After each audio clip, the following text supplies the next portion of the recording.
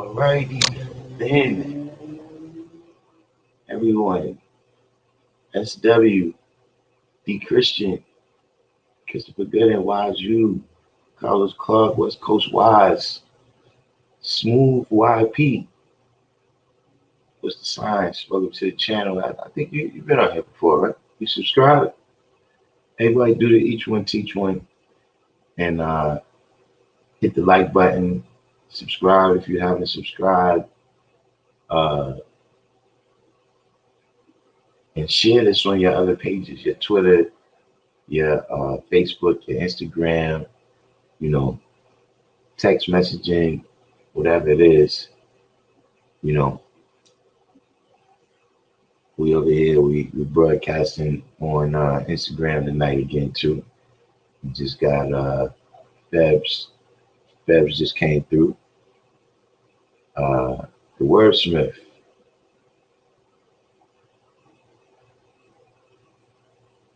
Absolutely. We'll see. Dominic Pagan. West Coast Wise said Biden doing big things. What he up to now? So far, that's what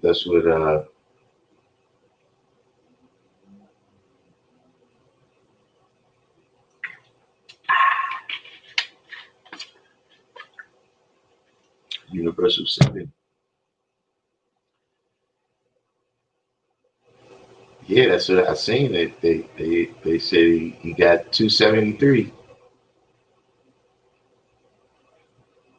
We'll see what happens, man. You know, if Trump's cases get rejected by the court, then we'll be working with old Sleepy Joe.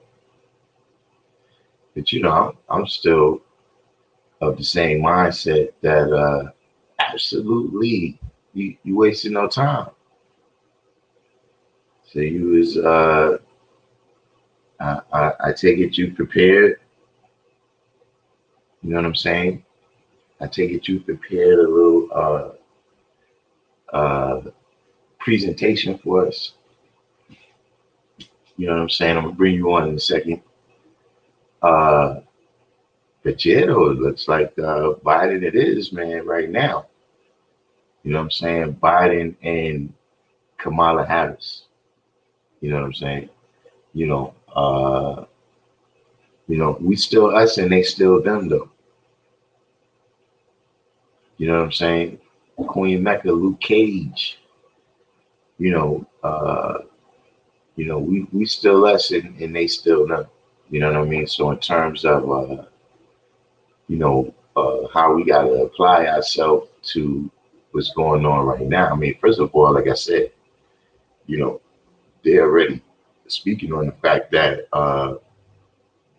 Biden never said he was going to run 2 times. You understand what I'm saying?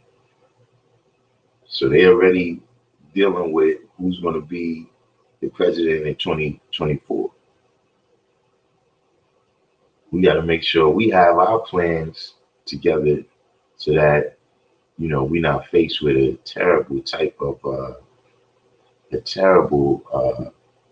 choice like we had to do, like we had to make this time, between 2 evils. You never want to be in a situation where you have to choose between 2 evils.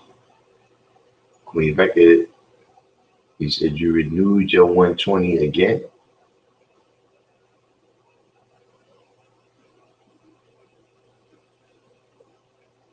$7.93 said maybe the prayers outside of the Arizona polling station by the Trump supporters will miraculously be answered all of a sudden. They're still hoping.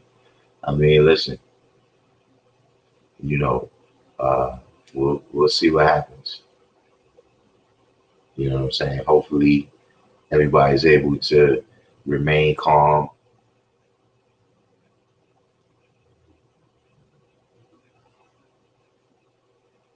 Oh yeah, it was Luke Cage. What did you wanted to the sweater, right? I've been so caught up with the music stuff, I didn't get a chance to do that yet.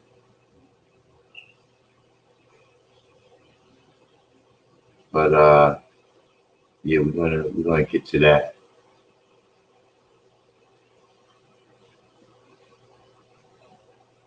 Definitely gonna get to that. You know what I'm saying? But yeah, I guess we be dealing with President Biden. You know what I'm saying? The saga continues. You know what I'm saying? I guess the this, like I said, this is it a drama? Is it a comedy? Is it a suspense? Is it action adventure? All right, we got Don Bishop, we got Supreme over here on Instagram. We got Don Bishop on Instagram. Of course, we over here on YouTube and Facebook as well. We're about to bring in Absolute Lee right now. You know what I'm saying? And whoever else wants to come in, you know what I'm saying? But first we're gonna give Absolute Lee a chance to make a presentation, you know what I'm saying? So we can try to ascertain if we've been wrong all this time, if we fell for the okie doke and believing that the yo guy, you downloaded my joint, right? No, not yet. Yeah, it's on Where's it at? On Spotify? Spotify, Apple Music, everything. I'm about to download it. Got it. So Calm is Lonely. The BXQB, yeah, that's definitely one of the whole thing is my favorite. You know what I'm saying? That's the reason why they are on there. You know what I'm saying? But yeah, BXQB, that's one of the jump offs. It's supposed to be a single. I don't know what's going on with my the PR guy. He's I don't know if I'm going with that same guy next time. You know what I'm saying? But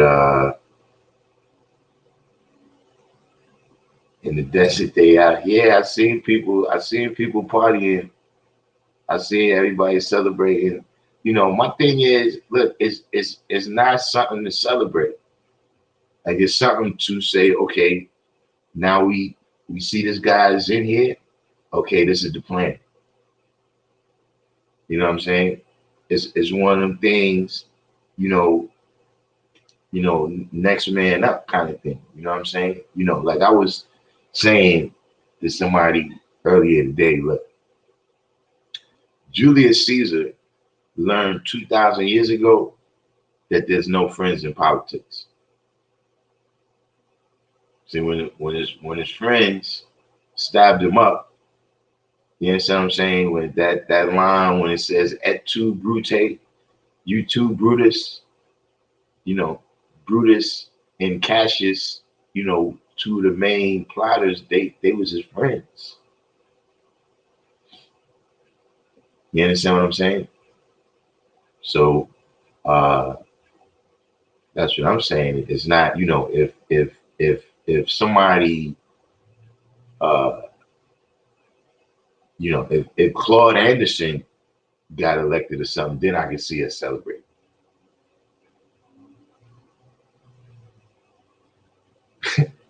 D. Christian said it's a love story. Van Jones is shedding tears. But Van Jones is that way. Van Jones is that way. Yeah, Luke Cage, everybody better be in shape. You understand what I'm saying? Because we know how the activism, the way the activism goes now, it's clashes. It's gonna be some hard feelings.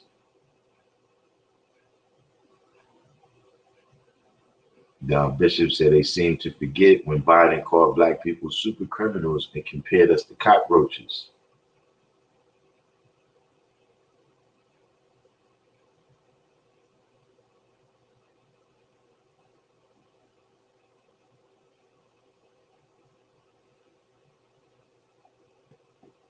Saturday night third, you wanted people to get all that celebrating too.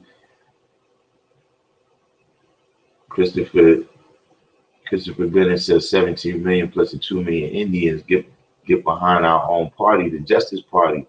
This was suggested by Farrakhan in 2015. I mean, it's something that, in some things, with politics, like I said, it's a long game. And so some things, it's not even necessarily to say that somebody's going to get elected, but see, you can affect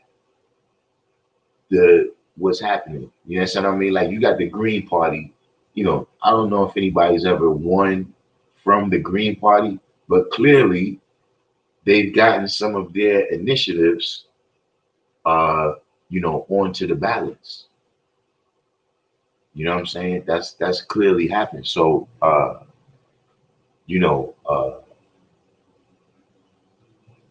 that's a start. It's better than playing politics every 4 years. You understand what I'm saying? And if you in New York right now, if you a New Yorker, and we've been dealing with De Blasio. How long we been dealing with De Blasio? It's been How long we been dealing with De Blasio? Like 10 years or something? It's got to be something like that. A little bit of trivia. My daughter, Dante, was in her class. So Black Justice said, is he Aboriginal? I think, yeah, absolutely. I think he deals. All right, King Shamel coming on Instagram. Like I said, we broadcasting all over today: Facebook, Instagram, and YouTube. But yeah, we'll ask absolutely if he's with the Aboriginal movement. Universal 7 said the tape is short and sweet. That was I used the Motown formula. You notice the Motown songs, they it's over quick. You got to rewind it. That's one of the things that why you can listen to Marvin Gaye all day long. Short and sweet, like you said. Like Justice said, Van Jones is a snake. I mean, I don't really study him that much. I remember when he first came up with Obama, but I don't really know that much about him. You know what I'm saying? I mean, like I said, brush up on your martial arts.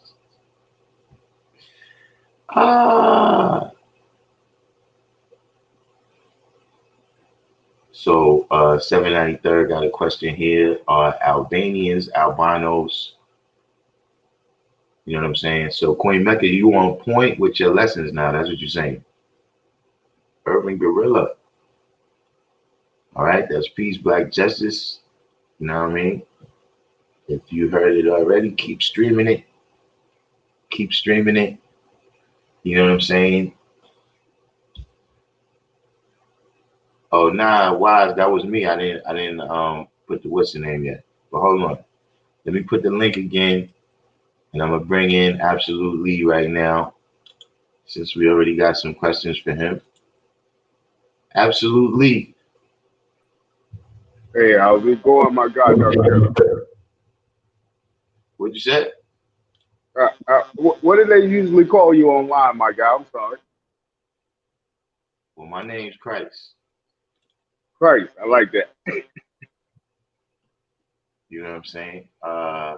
But so yeah, I mean, well, let's start off with we had a couple questions for you. We got a question. We got a couple questions for you. Are you with the Aboriginal movement, Shamaster? Well, actually, like I said, I'm a free thinker. I move around, I dib and I dab, and I would say more so I am with the Abo community. I don't do any panels or anything like that as far as like being with the Abo community, but I do stand where they stand as far as like uh, being indigenous to America. Hmm. So, and we had another question. Uh, are the Albanians, do they have any relationship to the albinos you were speaking of?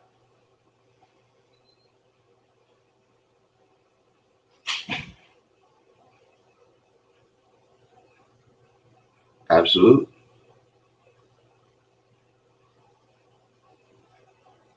Let me see. Can you hear me? Yeah, I can hear you Can you now. hear me? Okay, great, great, great. I don't know if you heard me answer the first question also about the Abo community. Yeah, I heard that. Okay, yeah. Actually, from my point of research, I definitely do believe that the Albanians and the Romanians are all albinos back in that time. The whole area of the Slavic people before becoming Romans definitely were albinos. Mm. And Not so just albinos, but of course, after albinos continue to mate with one another, you get a particular race of people that start to form. you get different races of people through albinism, is what you're saying? Uh, yes, of course, because they are already their genes have already mutated. Of course, they're not a full human, if you want to put it that way. As far as like having all the melanin, it's a deficiency in the what is it? The melanin. So what's the what's the difference between that? That was another thing that I didn't quite get grasp of, is what is the difference between the the black albinos and the white albinos, and their traits seem to be very different. You know what I'm saying?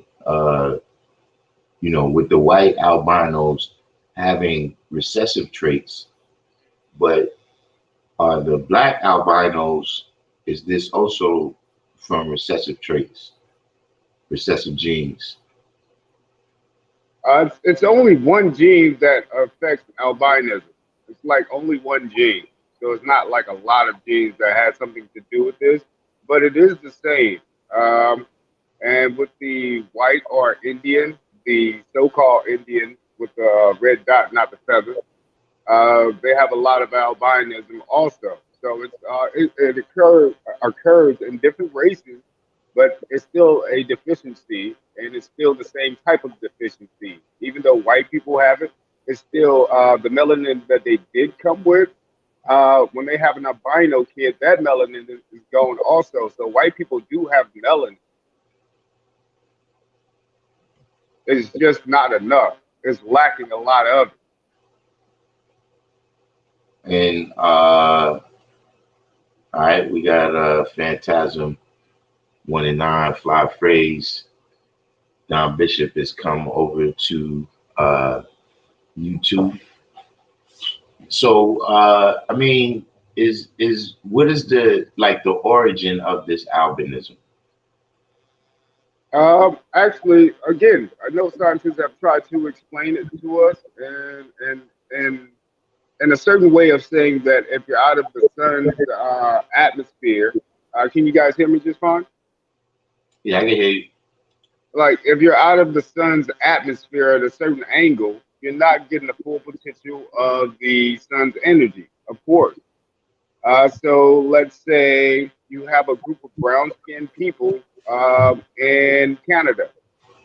I'm not saying they'll all have albinism over, say, 10 or 15 years, or won't have a kid that two brown people won't mate and have a kid that becomes an albino. But over time, if you're out of the sun's reach or if you're in the dark cave, you will eventually develop albinism when having babies, two parents, of course. So people just don't turn white. The baby comes out like that. Well, this doesn't, this doesn't make genetic, uh, this doesn't make, that's not the way genetics works. Because if what you're saying, what is this amount of time? Meaning, Uh, let's shouldn't say, shouldn't we be go ahead. noticing, for instance, uh, anybody who is original in, let's say, Canada, right? Shouldn't all the Indians in Canada by now have turned white? No, that's not how it actually works. Well, how does it work? There's an overtime type of thing that happens here with the sun not hitting your skin. Of course, people now in Canada have traveled back and forth. We've got immune to a lot of what's going on in life. So now there's no evolution taking place like that. It's just now in our genes. It's like embedded in our genes now. Like an albino meets with another albino, they're gonna have a different type of kid. But me and my wife, we're not albino.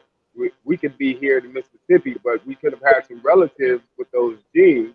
Now we make an albino kid. See what I'm saying? So it's inherited now. So you don't have to be in Canada or anything like that. Now, the reason I bring up Canada is just because, we have it's not as much, uh, we have cold temperatures, I mean, just in general from the amount of time that we spend inside now. You know what I'm saying? Like, this is not in the 1800s, when America was an agrarian society, we spent a lot more time outside in the sun. So right now, Absolutely. shouldn't office workers, and maybe not turn white, but shouldn't or black, I guess, I'm not sure how that works, but shouldn't we see some of the incremental change? Uh, you know what? We wouldn't really see it right now because we're not. I would say this has a lot more to do with the Caucasus Mountains. Is where I'm going with this. Mm, So if you have a bunch of people inside a cave of something for a long period of time, eventually, and not getting any sun rays. Canada at least gets sun rays. They get the shining of the sun. It may not reach or come directly over the top of Canada. You know how in the South we can tell when it's like noon, the sun is directly above us. right, Okay, so in Canada, the sun never is directly above Canada, so they're not getting a direct hit of sunlight. It's not localized in their area. right. So shouldn't that lend itself to albinism? No, because they're still getting some form of the sunlight itself. You see, the sunlight itself does shine that far, right? But not the sun itself. So they're still getting something. So they're still having a deficiency. Right. And so what does this deficiency lead to? A lighter color, a lighter color, also a different type of hair texture as well. Right. So this is what I'm saying. Why are there any uh, copper tone people left in Canada? Like the Eskimos have been, in that condition for thousands of years.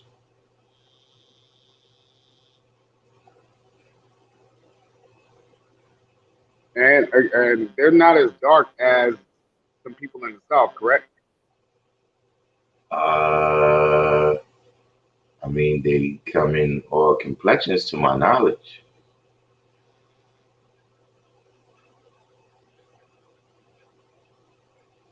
Like, what is the like? Is there a particular threshold? Is there a particular threshold when we see the albinism kick in?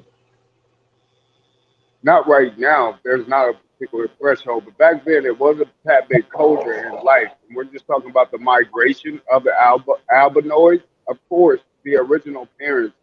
The gene mutation happened over in which these came from original people, but the gene mutation itself actually happened over in the Caucasus Mountain area. Okay, so is there a reason why the Caucasian people in South Africa have not turned black? Because actually, some of the first albinos were are coming from that stock of people in South Africa. Believe it or not, they still have this same issue today, where a lot of South African black parents are giving birth to a lot of albino kids. A lot of African parents giving birth. So when you say they're giving birth to albinos, right? Yes, Are these the white albinos they're giving birth to, or the black albinos? they're giving birth to black parents are giving birth to black albinos. Okay, so what is the threshold, right, of melanin before uh, you have too much melanin? It's actually the copper tone. It is actually the copper tone is the balance when dealing with science. Ironically, and that's nothing to do with being Indian or being Aboriginal or being black or African. That is just the original tone dealing with science. That's the balance they go from. Above that would be pale yellow, red. I mean, not red, but pale yellow or pink. Below that is black, where your skin is just black and your hair is matching your skin tone, and you're classified as having melanistic. You can also be melanistic when you're just having albinoism of being straight jet black. So do we have? Is there an original population of copper tone people, right? That all of the Aboriginal people descend from? On this note, on that question, I have no earthly idea on the original clan of people that first hit Earth. But on the scientific fact, they're still saying that America was the first continent. I can't tell you if that those people on that first continent to arise out of water was copper tone or dark skin or white skin. But as far as my knowledge goes and what science is also putting together, it was the copper colored people here first, or copper colored women here first. There was a copper colored woman here first. Or women. Of course, you know my story of saying women actually populated Earth first. And so, as a free thinker, right? Uh, Right. you know, uh, do you think that there's uh, you know, are we as people being held back by these misconceptions that we have, uh, such as Africa is the home of civilization? Yeah, and that's the reason for all of this free thinking knowledge. I think that we're putting too much emphasis in what was the start of civilization and calling everybody one civilization. Uh, Even the white people, if you go back to Africa being the story that we're going to go with as a people, white, black, yellow, whatever color you want to give ourselves, that's saying that we all came from monkeys and the white people came from black people. So black people came from monkeys, and then monkeys evolved to. So what we're saying is that monkeys, then us black people, and then white people. That's how scientists says evolution happened, right? Hmm. I'm one of those guys that don't believe I came from a monkey. Also, so that's also what made me want to do more free thinking research. But I'm saying, So is there if you're establishing some type of knowledge and understanding, right, that is going to be beneficial to us as a people, right? right. Uh, what would you call it? Like, what would you call this brand of free thinking? Because you got to realize that Christians felt like they were free thinking as opposed to the Jews that they kind of made interpretations on what was the truth of religion. So, and just to go back to religion, that just makes me make a different point on colorism. I have to go back to dividing us in colors again. Now, let's just say the pale people at that time, which came from albinos. Remember, Great Britain was called, or Britain was called, landed by albinos or albinoid. I think it was called albinoid. I think at one point in time before it became Britain, right? And what year was These this? were, before it became, before everything got its In name, what corporate language? name. And what language? Regular language. You can say it in English. English. It was albinoid. Ye- Regular language? Yeah, that's what Albion. It was called Albion. Britain was called Albion, Okay. and that meant albinos back then, even back then. Hmm. So, and of course, those Albions eventually started moving out, having their own empire. Where I'm going with this is that they were the ones that started the whole Christian Catholic religion. Christian Catholic. Yeah, they're one and the same. The Christian Catholic religion, all one and the same. Dealing back in the day, those were the pale people's religion. So you're saying that it didn't come from Rome? Well, Rome is just a bunch of empires that decided to come together. Remember, and the Romans were all of dark tone or copper colored tone at Wait, first. wait, Remember, wait, wait, wait. Which empires were these that decided to come together? it was right after the the Etruscans or the Trajans. Can't pronounce the word. It's on the tip of my tongue. I mean, I just what Etruscans. You You remember the So you Etruscans? said, the Etruscans, so right? I you know. said, Etruscans, yes, absolutely. Hmm. so you said these people are the ones who started Christianity and Catholic. Catholic. Yeah, and that's part of the whole Slavic, the actual. Let's see, the Walichi people. You remember the Walichi people? I typed in the chat last time. Those are the people Yeah. that had the whole Christian Catholic, and those are albinos, Albion. Okay, so this is before. This is before English then. Yeah, this is way before English. You've given me a time period. I would say probably the Great. This is still like in 12, 13, 1400. This is not even that old. Britain wasn't Britain the whole time. This just changed in like the 1200s, where Britain became Britain. This is not far away. But first it was called Albion, I mean, and I'm Okay. telling you that the actual Roman Empire came from the Etruscans. Those were the progenitors of the Roman Empire. here's one issue that you have in here, right? You Okay. Okay. got a chronology issue, right?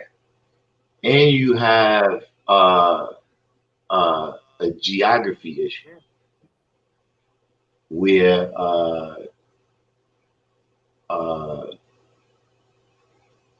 you kind of the Etruscans, the the uh, the Slavs, the people of England, you know, based upon the maps that we see now and the people that people come from these different places. Like I'm in New York where we got people from all over the world that migrate here, right? And when these people come here, they tell us that they're different, they come from different places and different times.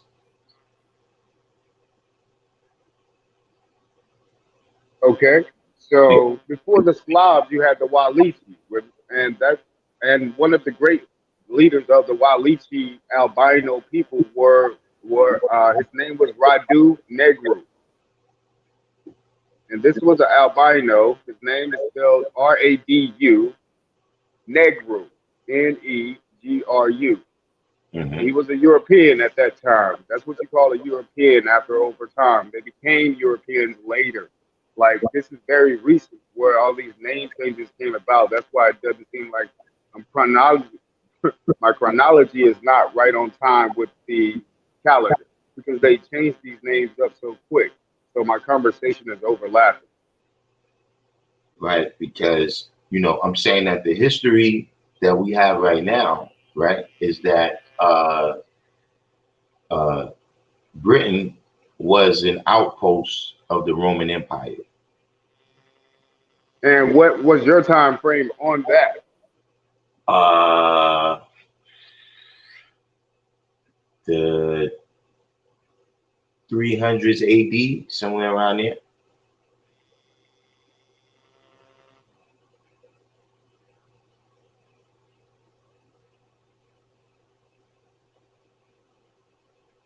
You there?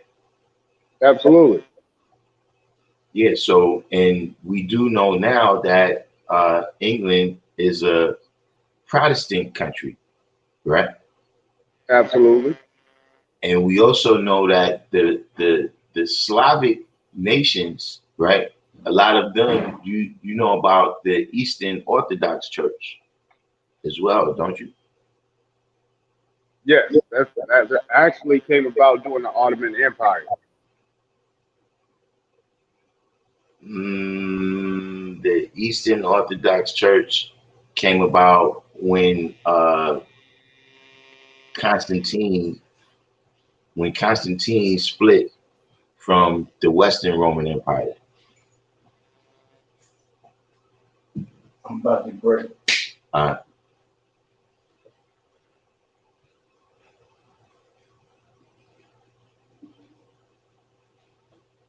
you Wait, there? let me just. Yeah, oh, I'm with you.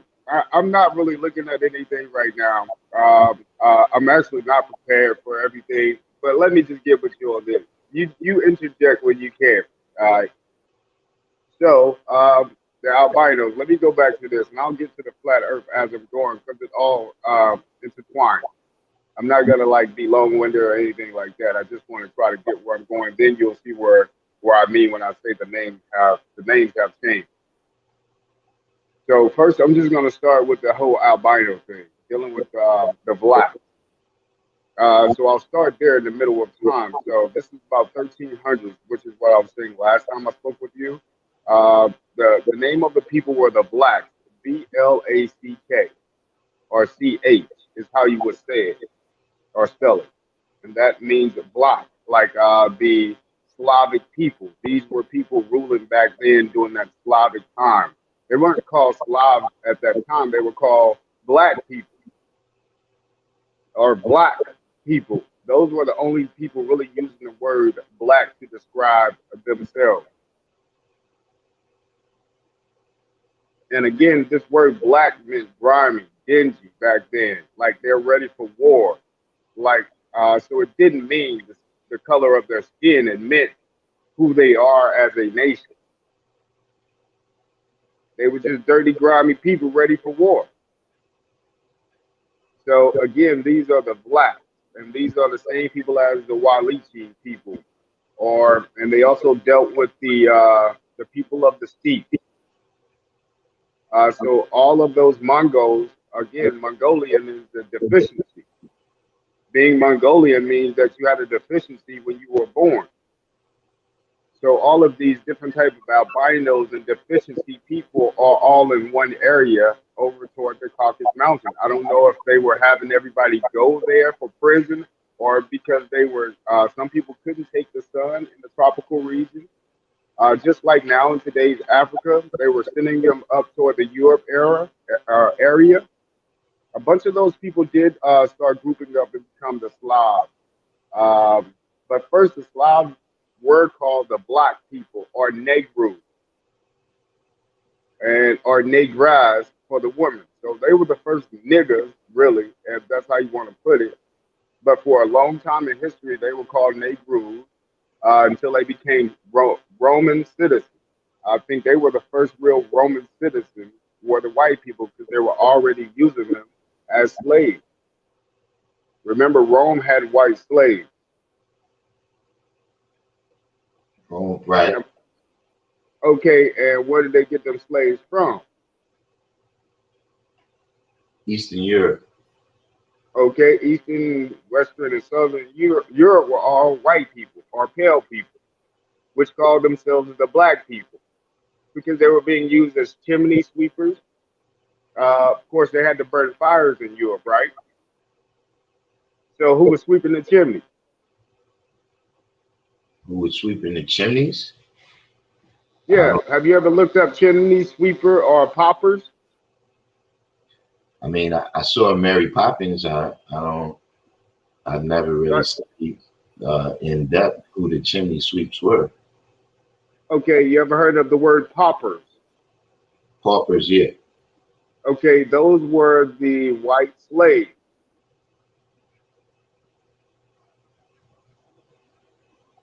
Did you create a book list for us?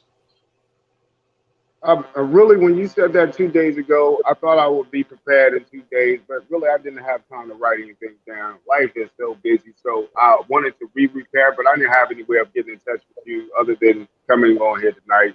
I really want to prepare and try to give you some real good pinpoints, but right now I'm still going off the head of things. I didn't have time to really prepare like I wanted to. All My right. apologies, though. So let's come back to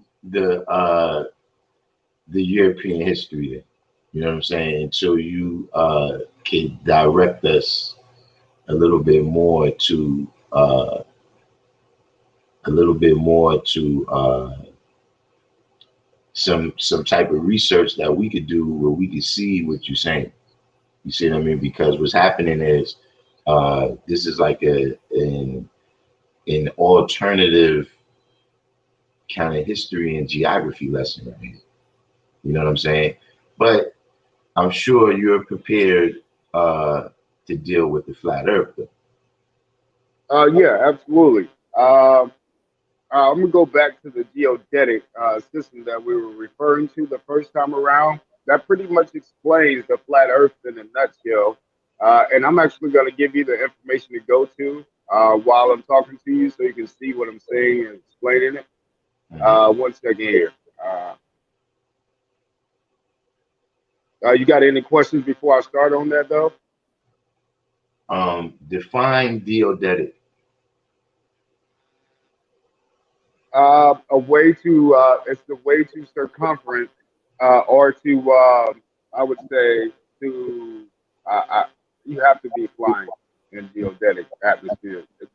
Geodetic is just land surveying from the air. How to travel from place to place using GPS. Also, trying to set up a real I don't know what the damn definition of geodetic is, but I Hey, know geo is dealing with just trying to make sure that you have a clear path from point A to point B as far as flying or driving. So you have to have a map to be able to do that. Okay, but you know, we well, let me. This is Do with a D, right? Yeah. Can you still hear me if I'm on the internet as well? I'm not too sure if you can still hear me. Yeah, I hear you. Okay. So it's gonna be NOAA. That's the name of the website. It's a government website. It's www.ngs.noaa. You said So it's NG, right? NG as in go, and then the letter S dot NOAA dot gov. All right.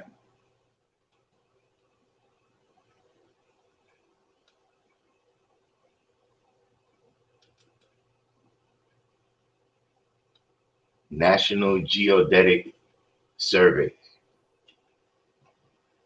Yeah. So this is now there's I think that's the PDF.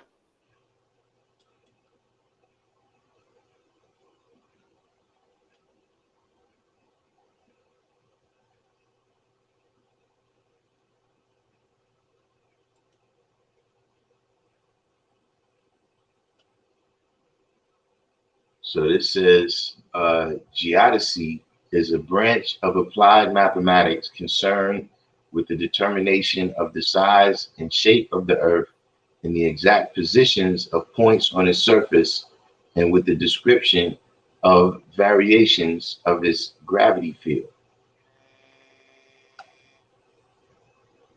Right. So that's geodetic. Mm-hmm. So and the only thing is, it's going to further explain that the modern geodetic datums range from flat Earth models. So they're pretty much they can only do this on a flat Earth model when they're mapping out maps. You can only do it on the flat Earth. What? Basically, what it's saying is in that document, you can only make a map if you're on a flat Earth. You can only make a map if you're on a flat Earth. Yes, that's why all maps are flat. That's why you don't navigate with a ball map. And the Uh, globe, no one ever uses the globe to actually navigate. no one uses the globe to navigate. Absolutely. So because remember, before there were maps, right? People navigated by the stars in the sky. And those are not balls though. Yeah, but the knowledge, the foundation of them being able to use those stars, right, is based on the Earth being a globe. By looking at the stars is based on the Earth being a globe. Right. Okay, true geodetic datums were employed only after the late 1700s.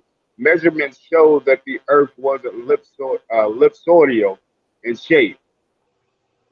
So this is coming directly from that same document. It's telling you that they didn't find this out until after the 1700s, that the Earth is flat and it's ellipsoidal or sodial in shape.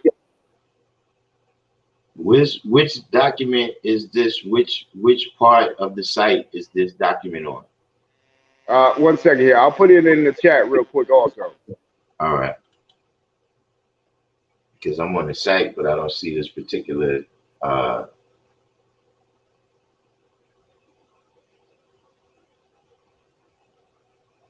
I don't see this particular information right here. Okay, that's a different one then. Sorry, bro. Yeah, I'm not fully prepared. I knew you were gonna still come on, so I wanted to let you know I'm not prepared for this, but I have all the right information, just not in the right order to like give it out to your people as a whole. As also, All right, so what is the right information? This is the right information. This is definitely coming straight from the actual government here. These are actual government websites that had to go out and do the actual surveying, mapping, and navigation to find out how the Earth's shape was and if it's moving or not. And what did they determine? That the Earth is flat and it's ellipsoidal in shape, or ellipsoidal in shape. It's ellipsoid. But if it's in a if it's elliptical, right? How Yes. is it flat? These are two different shapes. Which one? Are you talking about the ball or I'm what's saying two different shapes? elliptical and flat is two different things.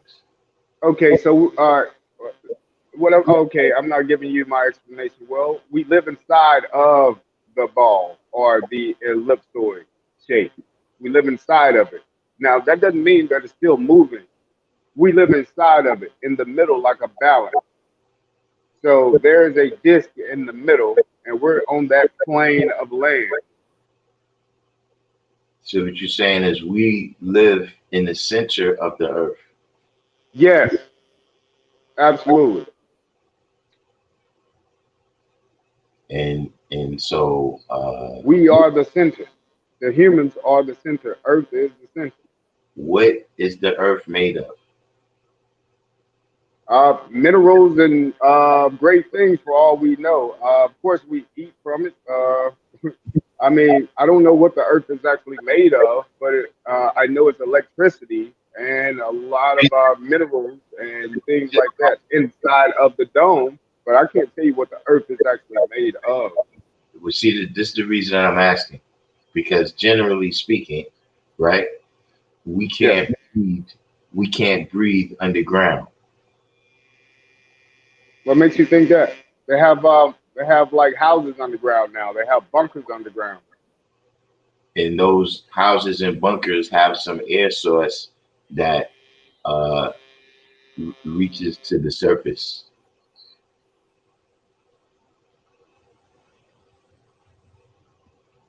Right, absolutely. I get that. So you can breathe underground if you have a passageway for air. Okay, so where is the passageway? So you saying by so let's say so I see what you're trying to get me to actually explain, but does the yolk of the egg live on the outside of the egg or the inside of the egg? The yolk of the egg is not breathing. It actually is because actually if we don't cook it, it becomes a chicken, right? Say it again. If we don't cook the egg, don't it become a chicken, a baby chick?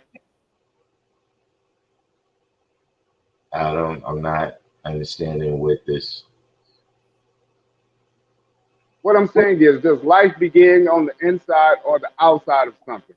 We are on the inside of something, if that's what you're trying to get me to explain. And our breathing is because of the stuff that we breathe and how we exhale and inhale, the air will be cleaned eventually. We're helping clean the air as we breathe, not further destroy the earth. Okay, you have to explain this concept to me of cleaning air. As You we breathe, inhale and exhale, right? We inhale good air, right? Or oxygen. know, we inhale all of the air. We inhale the oxygen, the hydrogen, the nitrogen, the carbon dioxide. Our body uses the oxygen as a fuel source for ourselves, right? Now, after we use the oxygen, right? If you have air that doesn't have oxygen in it, right? How is cleaning it? What is this form of cleaning it? How is cleaning the air? Like if you have hydrogen and you put it through an air filter, so theoretically it would be clean, right? but that still wouldn't make it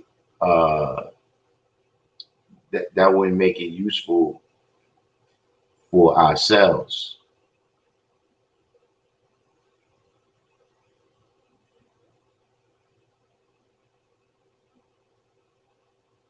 So what is this? What is this concept of cleaning the air?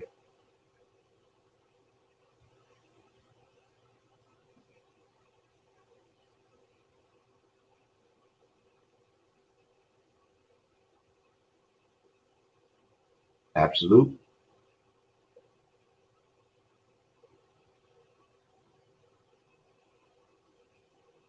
Yes, I'm still here. Right. So what does that mean? Like now this is what I'm saying, that you're presenting a lot of unconventional information, right? So the conventional wisdom says that we exist in a mutually beneficial relationship with the vegetation on the planet. And so the plants, the trees, et cetera, right? They use carbon dioxide as fuel for their cells, and they produce, right, as count of the waste material, right? They produce oxygen, just like the waste material from us using up the oxygen is carbon dioxide. So we exist in a mutually beneficial relationship with the plants that uh, doesn't seem apparent in this cleansing of the air idea. Well, that's how air gets clean. Just what you said, the way life works. We help the trees help us. And so that's cleaning the air, right? Okay, but how would that happen underground? They're still using our air underground because you have to have our air going underground. That's just it. Like you said, if we built a house underground, of course we're going to have a pipe going to get the air, right? We have There's what? air pockets all through Earth, There's air pockets, all through Earth. and in those air pockets, right? Being that Yes, it, being that it's a pocket, right? That would right, mean that there's a limited amount of air in the pocket. right. And so wouldn't there come a point when we used up all of the oxygen? Now you can never use all of the oxygen because you don't know where it came from. You see what I'm saying? Say it again? We could never use any of anything that's natural to Earth up. No, but we're not in that's because the earth is all mutually beneficial. Right. So some questions you can't really ask to have a real answer behind it. It's going to lead me to nowhere because I know that air will never run out, even if it's on the ground. So I see what you're saying. Yeah, but here's what I'm saying. Do you realize, right, or have in the studies that you've had, right, that over time the the the percentages of which gases, right, are in the air fluctuate, Right. and some of that's based upon the amount as well as the different kinds of vegetation that exists. Like grass didn't always exist, or just like right now, you would hear them speaking about how uh, the destruction of certain rainforests, right? How Right. that impacts the amount of oxygen that will be available for us. And who's cutting down those trees in the rainforest? I mean, I suppose you would say the albinos. No, it's way past the albinos at that point because now we work for them as citizens. We're citizens of the Roman Empire, right? Said it. Whoa. Now, first of all, one thing is one of the first statements you made is that the Greeks and the Romans never existed. And then you kind of started off today speaking on the Etruscans, which is I don't know if it's a people or a culture, but it's derived from Greece. Or is Greece derived from them? Is what I'm saying.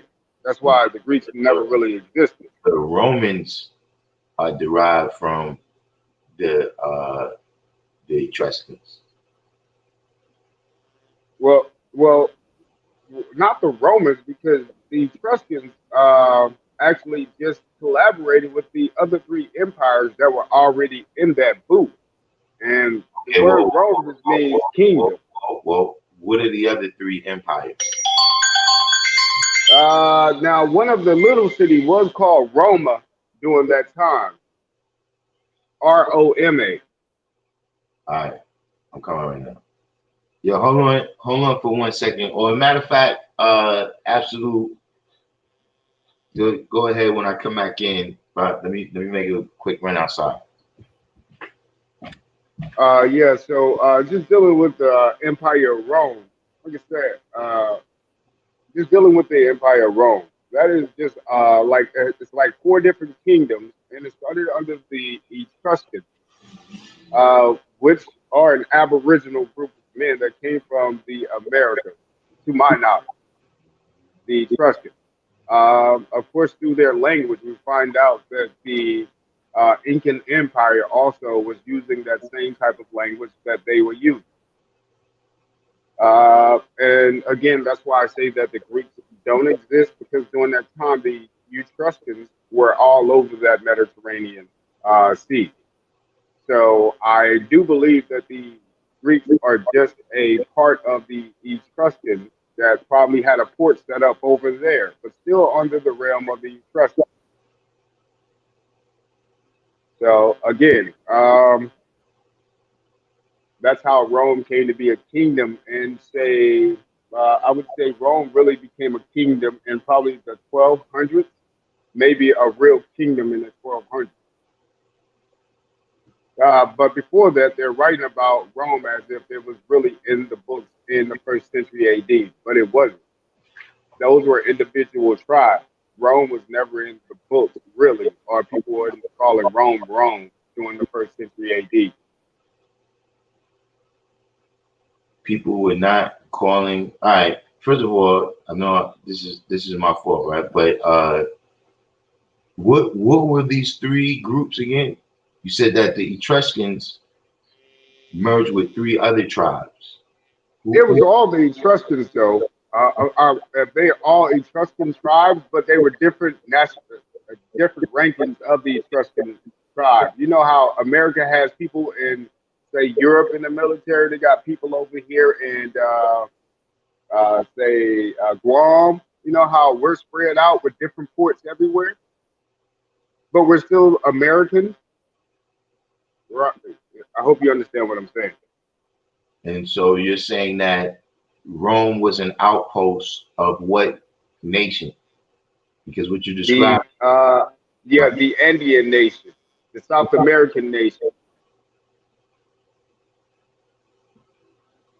okay, in how did these Andeans, the Andes Mountains is a mountain range in South America, right? Right. So how did these Andeans make it over to the Mediterranean? Well, it's easier to get to Africa in those areas by boat ride than it is to come back All right, to America. wait. Let's do one at a time, right?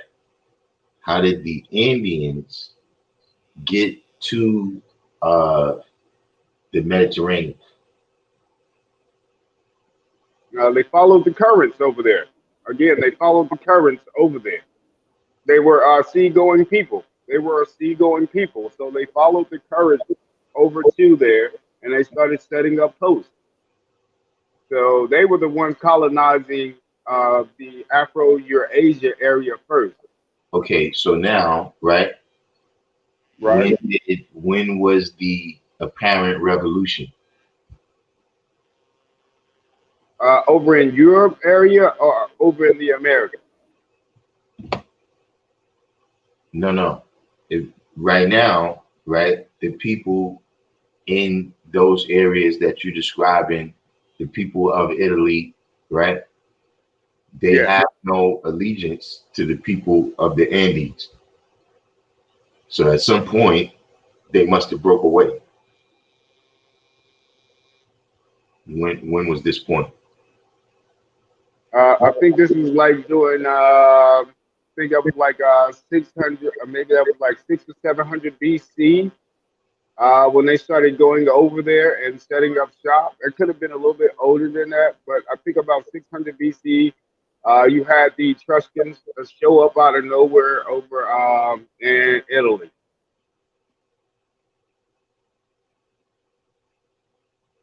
Say it one more time in the I, six. I think it could have been about 600 BC. I could be off on that number. And But when the Etruscans showed up in the Italy area, so-called Italy area, what was the event? there was no event behind it, actually. That's how history starts off with saying how the Etruscans showed up in Italy. The Etruscans showed up what? In Italy, Right? yeah. I'm just saying But that's what history. I so mean, all history. Go ahead. I'm saying now you presenting a 500-year chronology. There's 500 years between there's about 600 years actually between what you're saying is the founding of Rome, right? In this revolution. Yeah, I don't know the actual dates right off my head, but I'm very sure. After a while, the Etruscans actually got kind of they got swindled into becoming that Empire Rome. They had to uh, get all team up with the other Italians at that time. I'll say Italians, since the actual boot is called Italy, so we're all on the same page. But it was three different other clans within that boot at that time that they grouped with to become Rome, a kingdom. And who's the other clans you said again? I know one of the clans came out of Roma. That's more southern Italy. There was one right on the tip of that boot too. Uh,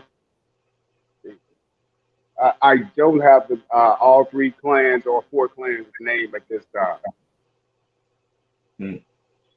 but And that's how Rome began, though.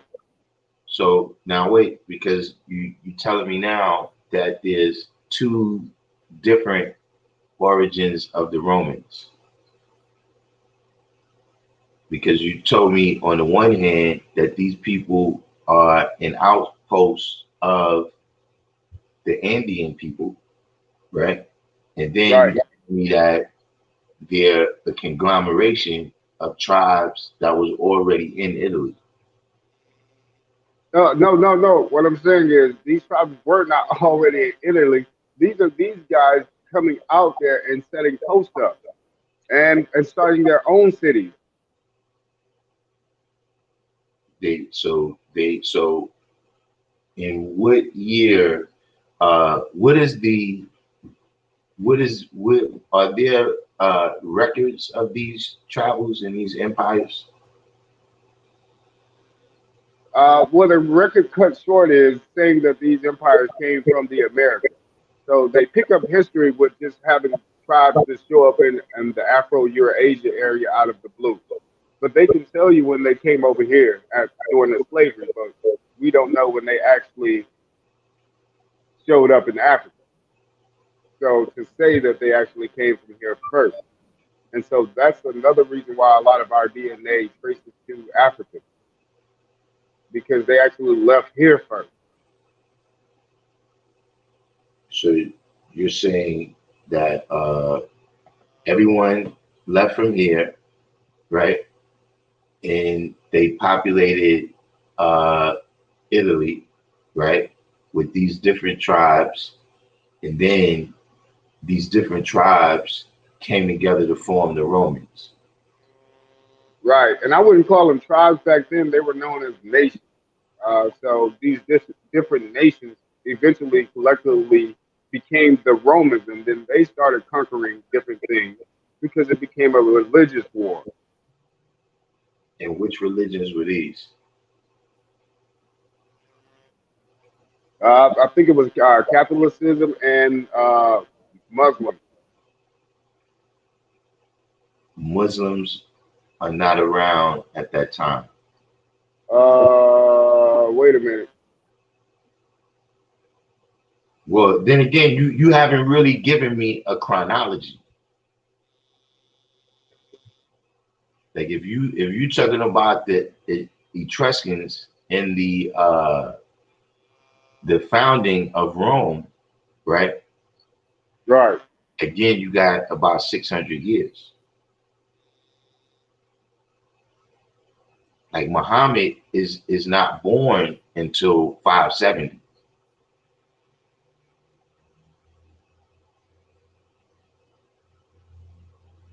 So basically, the white people were, or the pale man, had the Christianity.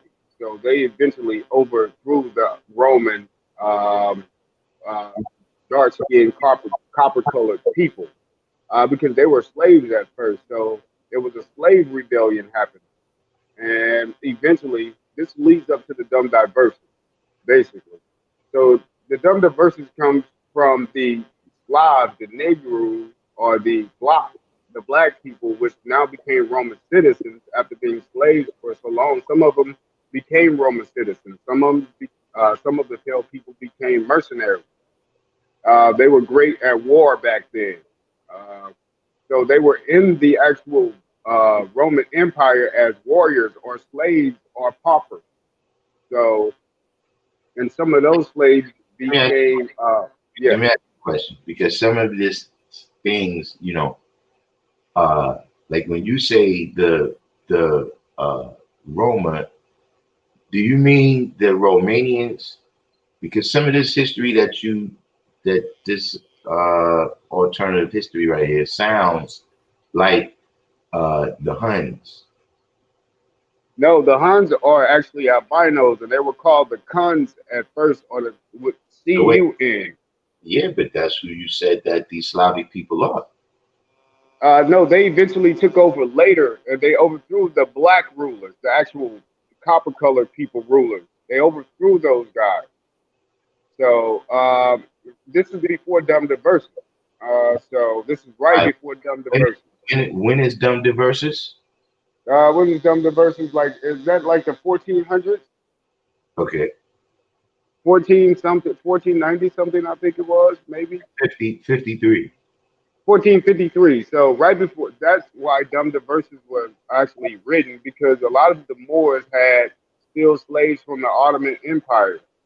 Also, because the Ottoman Empire was taking slaves and selling them to the North African people, which were black at first, but then they accumulated so many white slaves and white women that a lot of the kids down there looked like they were the only population, because now it looks like a mixed variety instead of the darker color hues that were there at first, because now they're interbreeding. A lot of the race came from different breedings of different people under different parts of the sun. Also, so if you, like I said, the sun also causes causes different pigmentation as well too. Um, I mean, uh, in order for you to explain something, right? You have to be able to, break these things down into kind of bite-sized, uh, bite-sized chunks, so that the lay person can understand what you're saying. You know what I'm saying? So uh, we kind of skip from the founding of the Roman Empire to dumb diverses, right? And so now you got about 1,400 years of you have to explain. Like Okay, so doing okay, so of course, I see what you're saying. I'm all over the place right now, because and I do apologize. I'm hold on, definitely everywhere. remember that the Slavs, right? Uh, the Slavs, and I'm not exactly sure about this. I don't study their religion, but once you get to Eastern Europe, you're dealing the Slavs that's the Eastern Orthodox Church, which is different than the Catholic Church, right? Right. Who they made them diverses.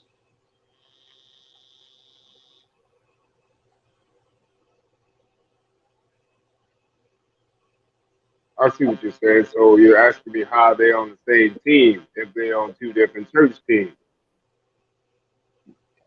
Yeah.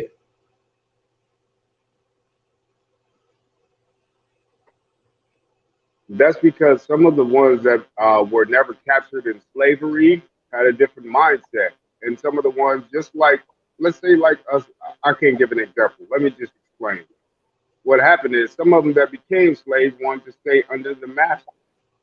So a lot of those people that got converted to Catholicism were at first the Eastern Orthodox. Wait, what? You said some of the people who were originally Eastern Orthodox got converted to Catholicism Through slavery. through slavery. All right. So again, before they were snatched, they had their own religion. All the pale people had their own religion because they were putting all the albinos in certain spots.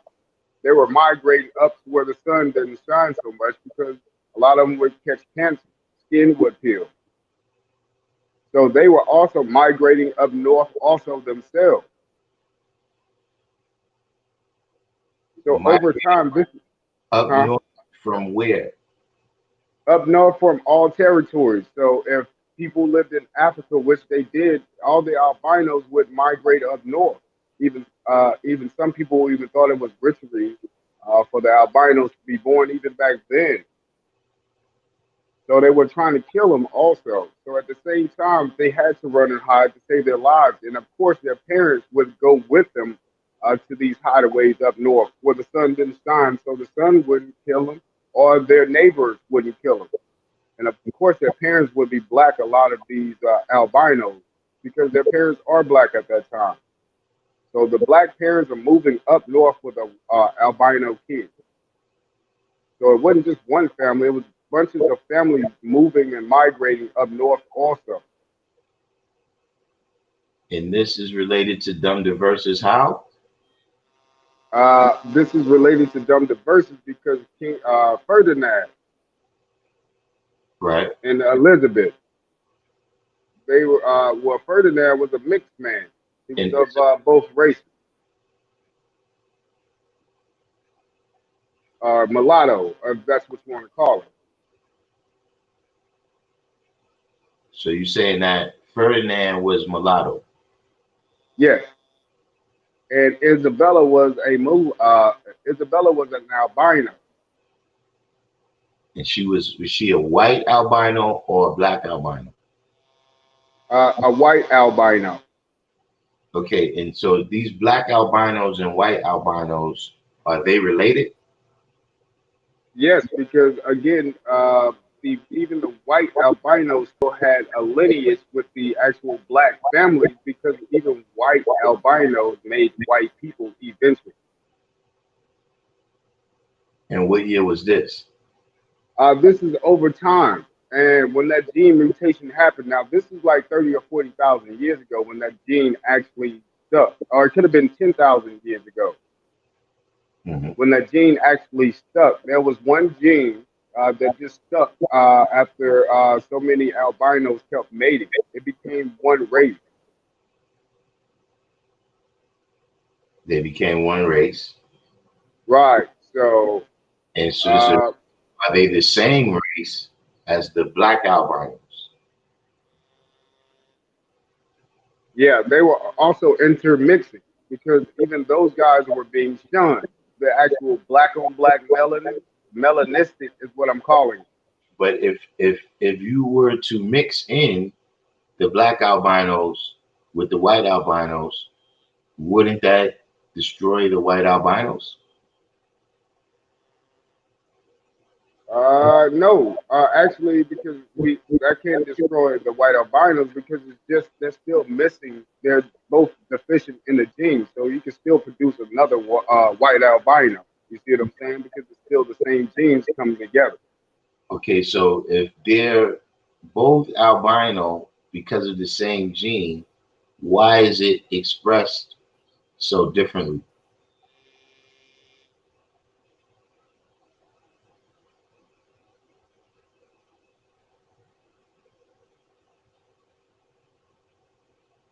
Now that's dealing with the gene code. Now the gene code can do whatever it wants to do. Once it's doing this processing job within the melanocyte. But it comes out how it comes out. But if you're already deficient, you're missing parts of your sixth chromosome, or you have a deficiency in your melanin in your sixth chromosome, and your mate has it as well too. You still gonna make an albino kid. And Yeah. I'm not too sure what the color would be from that albino kid. So what about uh, when we discuss genes, right? Right, Dominant genes and recessive genes, right? right. Now, what I'm saying is that apparently, right, the these black albinos appear to have more dominant genes than the white albinos. We can often see this when we see these albino populations mixed together.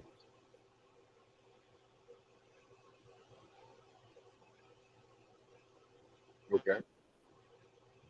And so this is what I'm saying. Wouldn't the dominant genes of the black albinos, right, have destroyed the white albino population?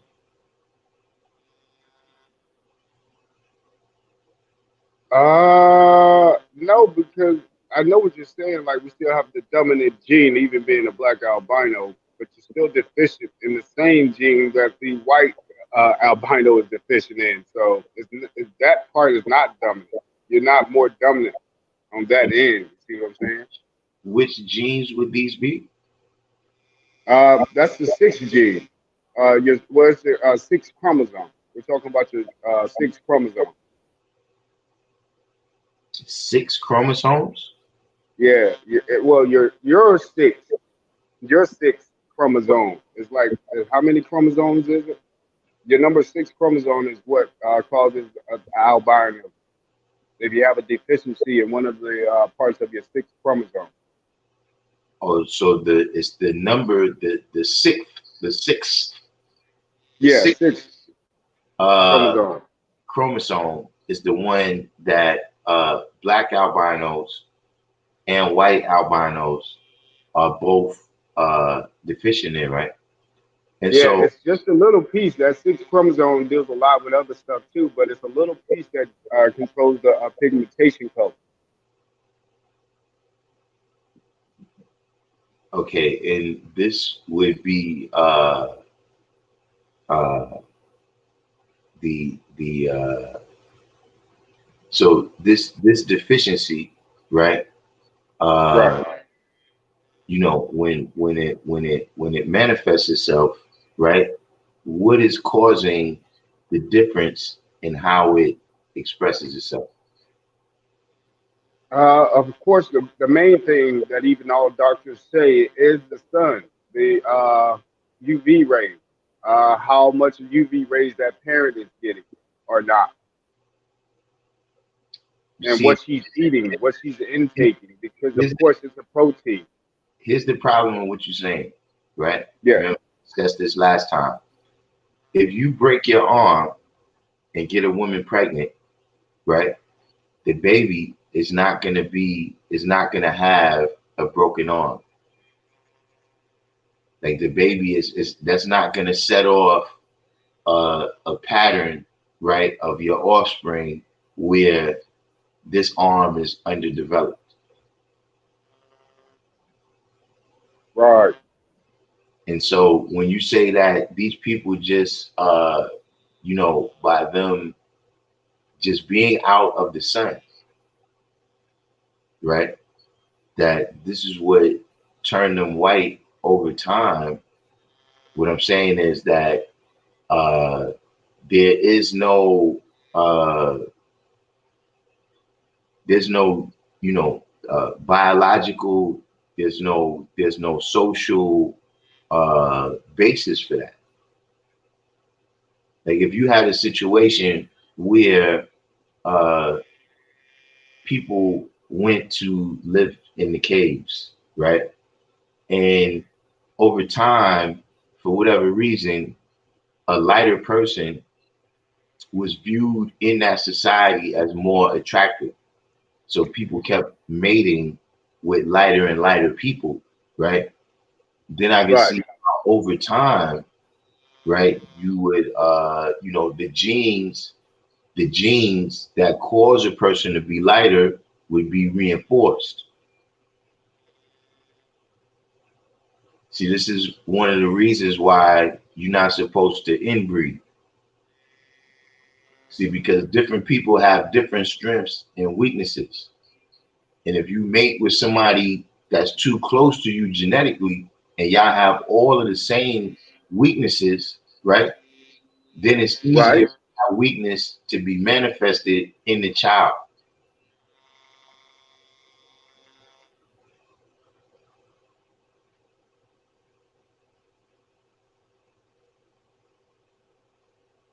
I see what you're saying. That's almost like along the lines of the Yakub story. Well, I thought we skipped past Yakub here. I thought what is now, is this a part of the Yakub story?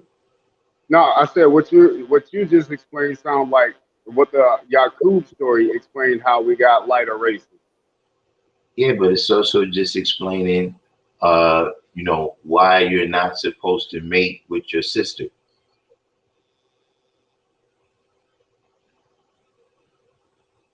Because you generally, if y'all got the same parents, right, then y'all gonna have the same genetic strengths and weaknesses.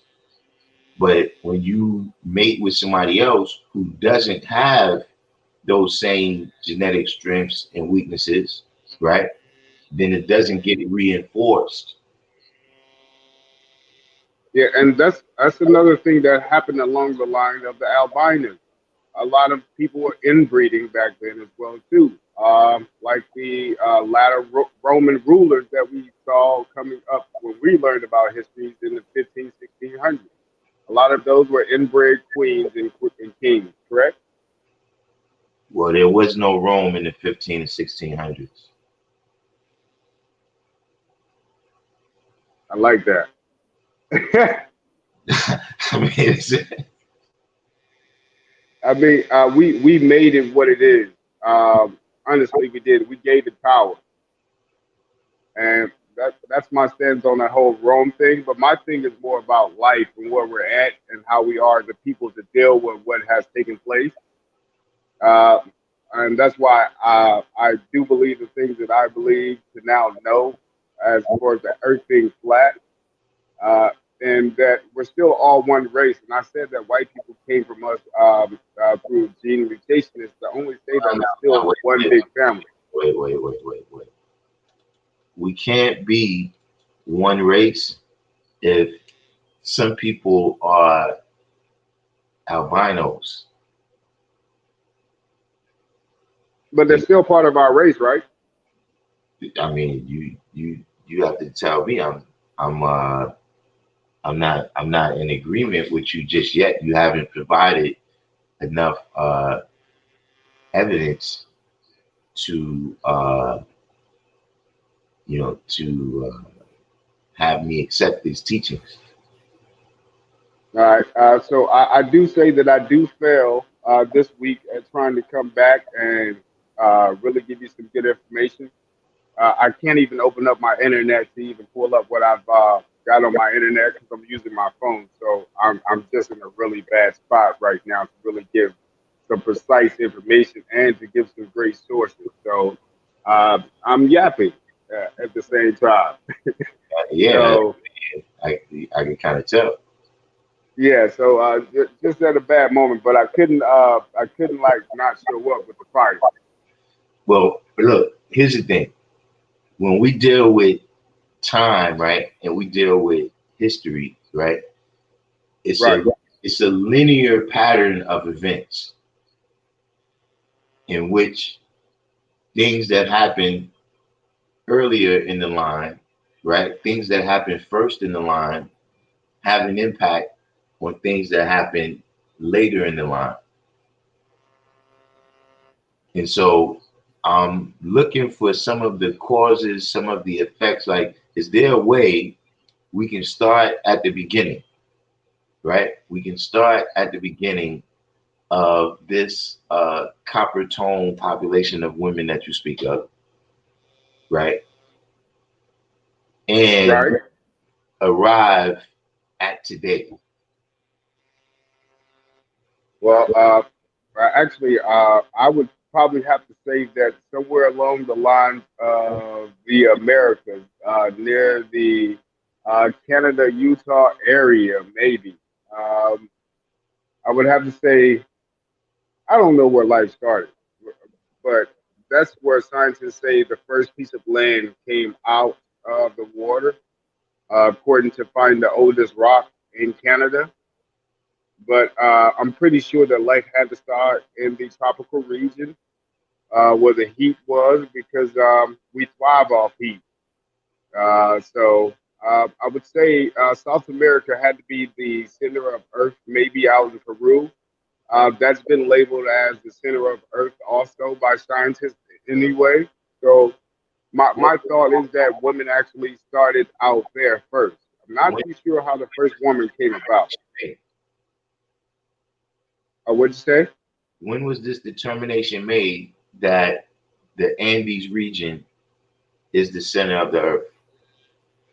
Well, the Peru area is the center of the Earth. I think this was done like back in the 1600s when Babe, they said that Peru was the center of babe, Earth. let's go. You said the 15 or 1600s. Yeah, when the scientists back then were stating that Peru was the center of the Earth. And how did they determine this? Because they were saying that the oldest nations actually derived from there. The oldest nations. Okay, so what are some of these nations? That would be the Olmec civilization. That's one of the oldest. Well, which one is the The oldest? She people. The who? The She people, really. That's what they actually call themselves. The She people or XI people.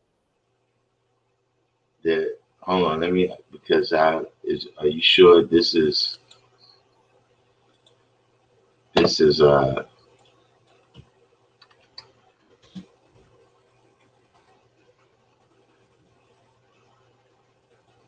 the she people?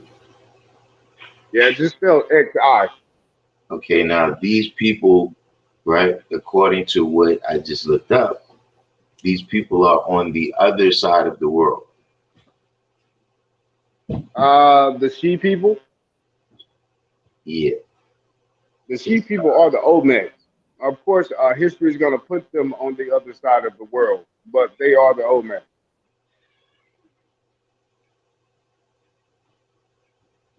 They are the Olmec. Okay, so Uh, yeah, go ahead. okay, so the Olmec is one of the oldest civilizations from the Peru area. And Okay. so they were out, they were traveling way before a lot of other travelers were out traveling, discovering new lands. Those were the first seagoers. The first seagoers. Yes. And where are their exploits of traveling? Like you said, you just pulled up, you said they were already overseas, the sea people. Whatever location you saw the sea people at, they were already moving. But at home, they were called the Olmec, or that's what the scientists in America gave them that name, Olmec. The scientists in America gave them the name Olmec. Yes. But I'm telling you, those are the sea people. And so And the word Mexico also comes from the Olmec name. the Mexico comes from Olmec. Yeah, Olmec, Olmec. Oh, so it's like Olmec. I see. So Mexico is what? The new Mec? Right now it's New Mec. It's just like they put new in front of everything. I see. When they conquer it, after they conquer it, like the New Nova Land, Okay. whatever else, Newfound So, land. so Yeah. let's start from what you're saying now. We have these She people, right, in Right. Peru, right? Right. Okay. Now, uh, is there a reason why it appears that there are older civilizations than the Olmecs?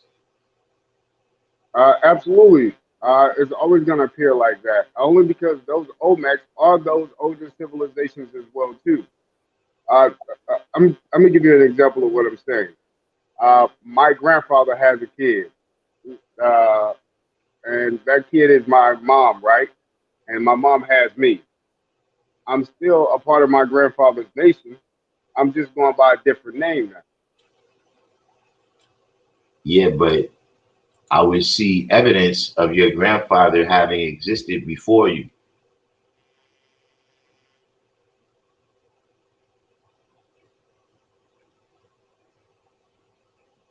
Okay. And we do see evidence of the Olmecs, right? Here in America, right? If you've studied the Olmecs, you know that we're still using some of the same inventions they came up with, Like, like the rubber basketball,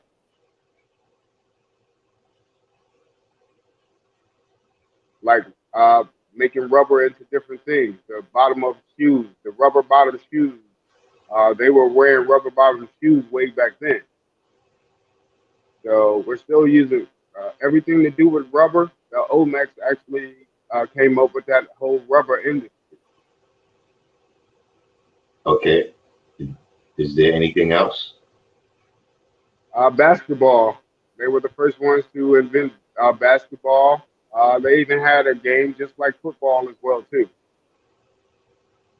And that's American football or uh The football like you throw and catch.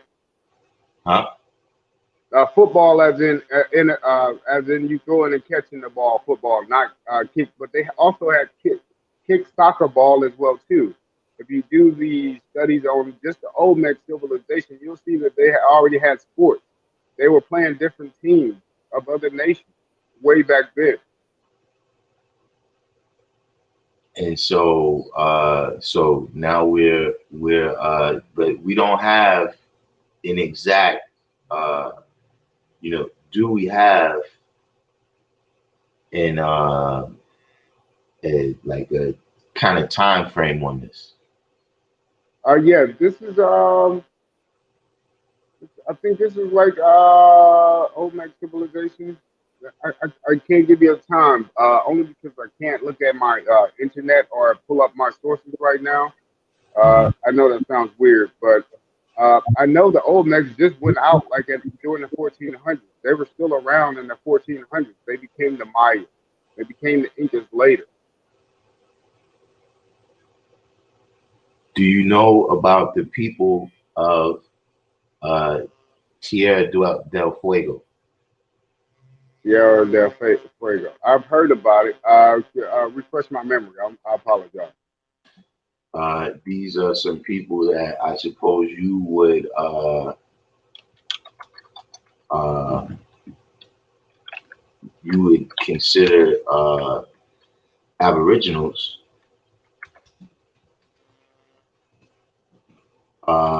who predate uh, they predate the who we know of today as the Native American population. And what's the date behind that? I'm sorry, I would look it up with you. I just can't, so I can see the date. Say it again. And what's the date behind those the Del Fuego people? I've heard of it. I just can't recall that date either. About 30,000 years. Okay. So okay, if you're giving me that type of date, so you're also aware of this has probably nothing to do with what's going on now of the Albert Perry situation, the oldest DNA found in America. So who you said again? Albert Perry. Albert Perry, was that his name?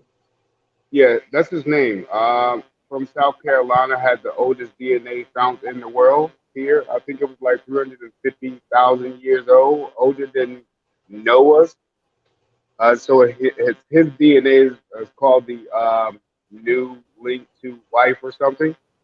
I'll have to get back with you on more of that story, but it's pretty interesting as well. But he's a black man or a brown skinned guy or a copper tone guy. And And his DNA is said to be older than Noah from Noah's Ark, or from the Bible story, or Adam, the first Adam. well, how old is Noah and Adam supposed to be? I think there was like 180,000 years, Say it again. 180,000 years old. 180,000, 180,000 years. Yeah, I think that's what they're saying. Noah, I mean, the first Adam, first man. But then they found the American copper colored guy DNA. His was 350,000 years old. And where are you getting this information? This he was just recently found in 2012 in South Carolina. No. About Noah. It's under the description in Wikipedia after they found the original DNA of the guy from South Carolina. So it's in Wikipedia about Noah's age of his DNA, and they were comparing it to So Albert Perry's DNA. wait. Are you saying that they have some DNA from Noah? No, well, Adam, they don't have it, but they're saying they placed him at that age around 180,000 years old, but they actually have Albert Perry. Well, the Bible story only dates Adam to 180,000 years old, I think. Okay. Now, let me ask you a question. Uh, uh, are we is are we where are we? What kind of weight are we giving to Christianity in the Bible as a history book? Uh, Probably none whatsoever. I'm sorry to use that as an example as well too, but that's how it's described in the wiki as far as that goes. But as far as my knowledge goes, I can't really use the Bible as like factual when I'm dealing with just history and study. Yeah, because you do know that the Bible scholars put Adam at only 6,000 years old.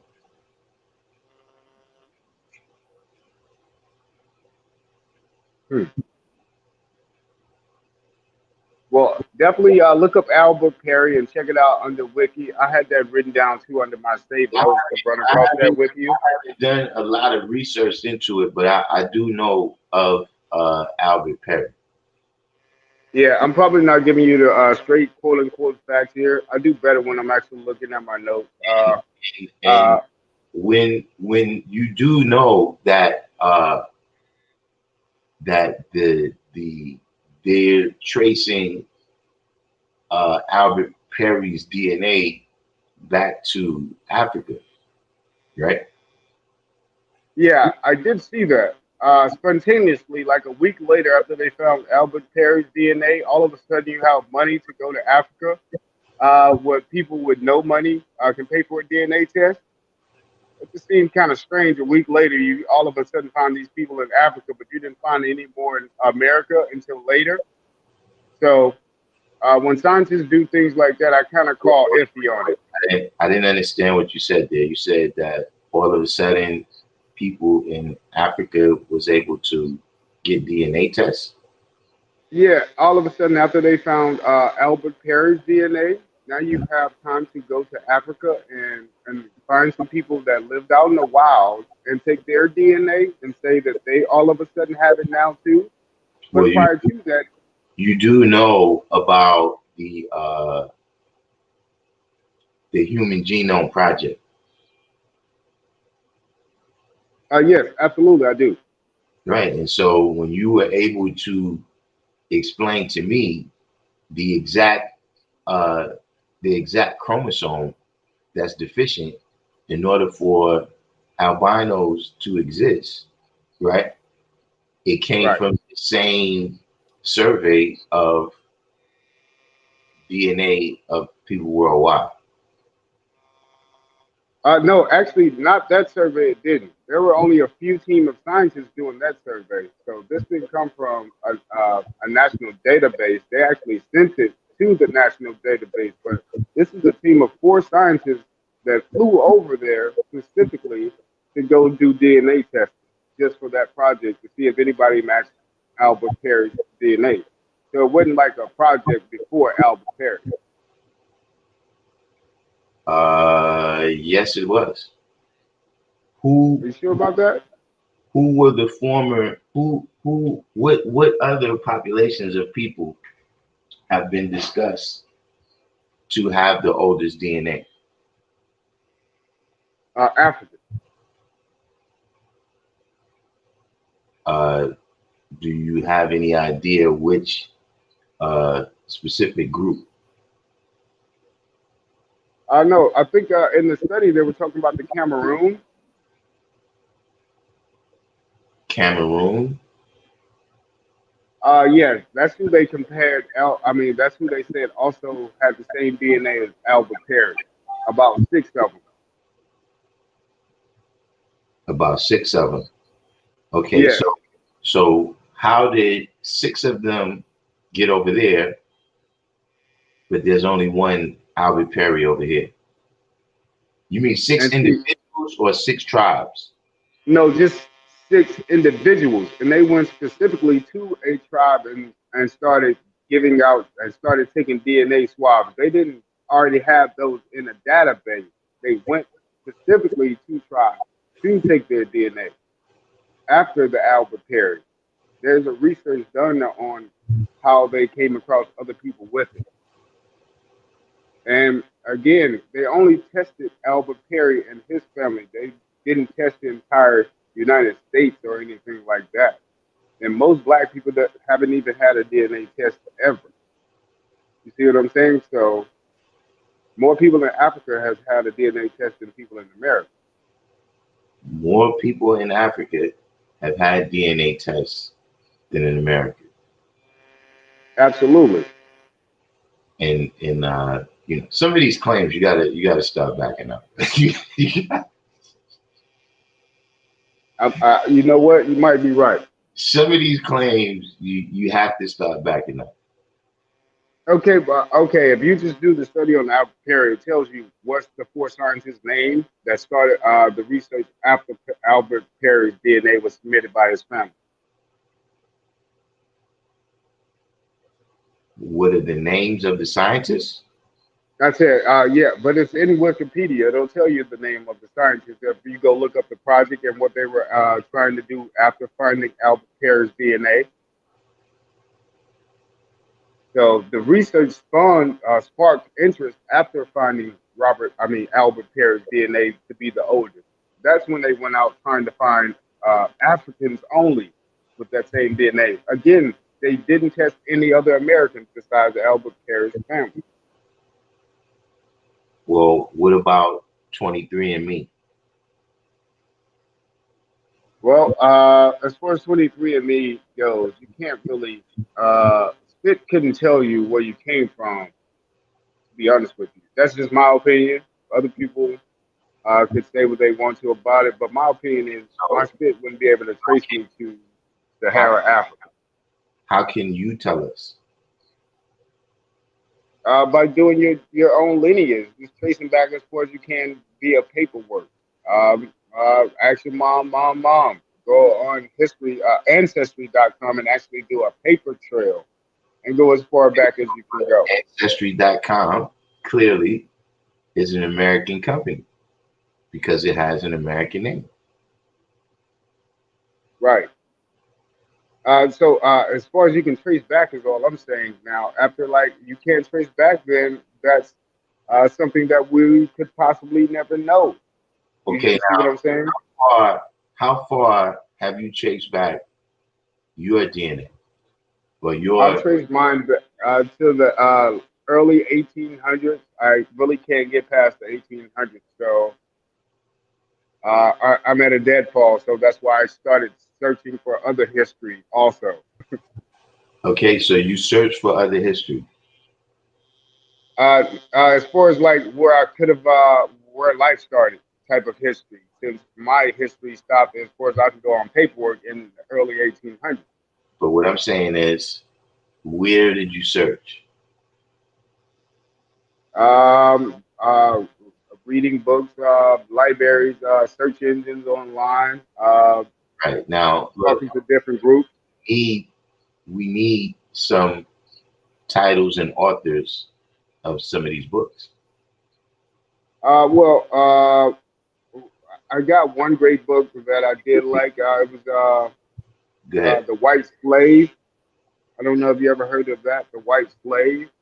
No, I'm not familiar with that. Well, it's a book.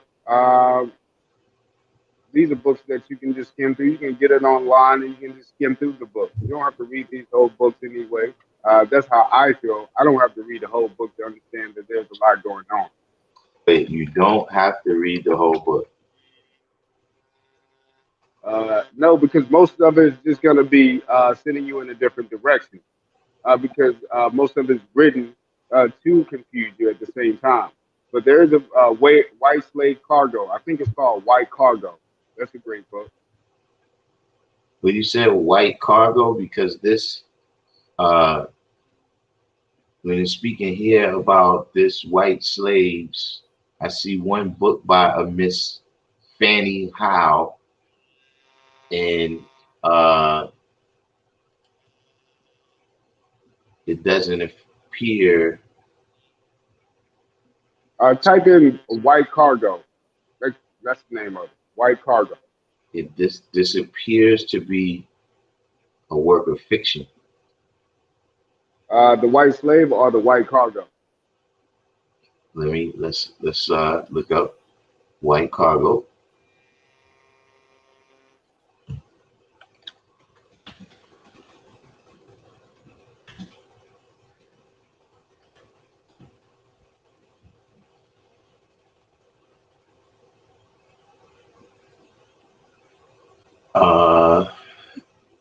Okay, this is a story about indentured servitude.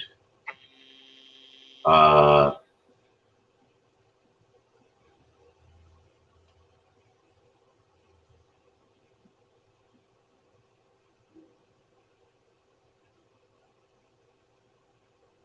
this is going back to the 17th and 18th centuries, which would be the 16 and 1700s.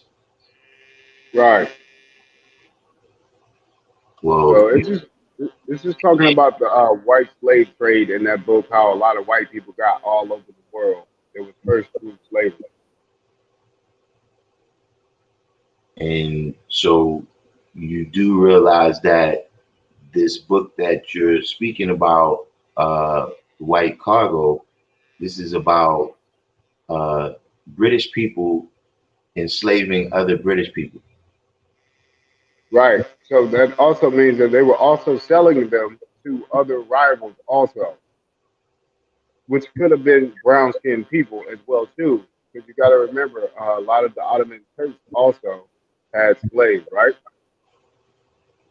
Uh, um, from England.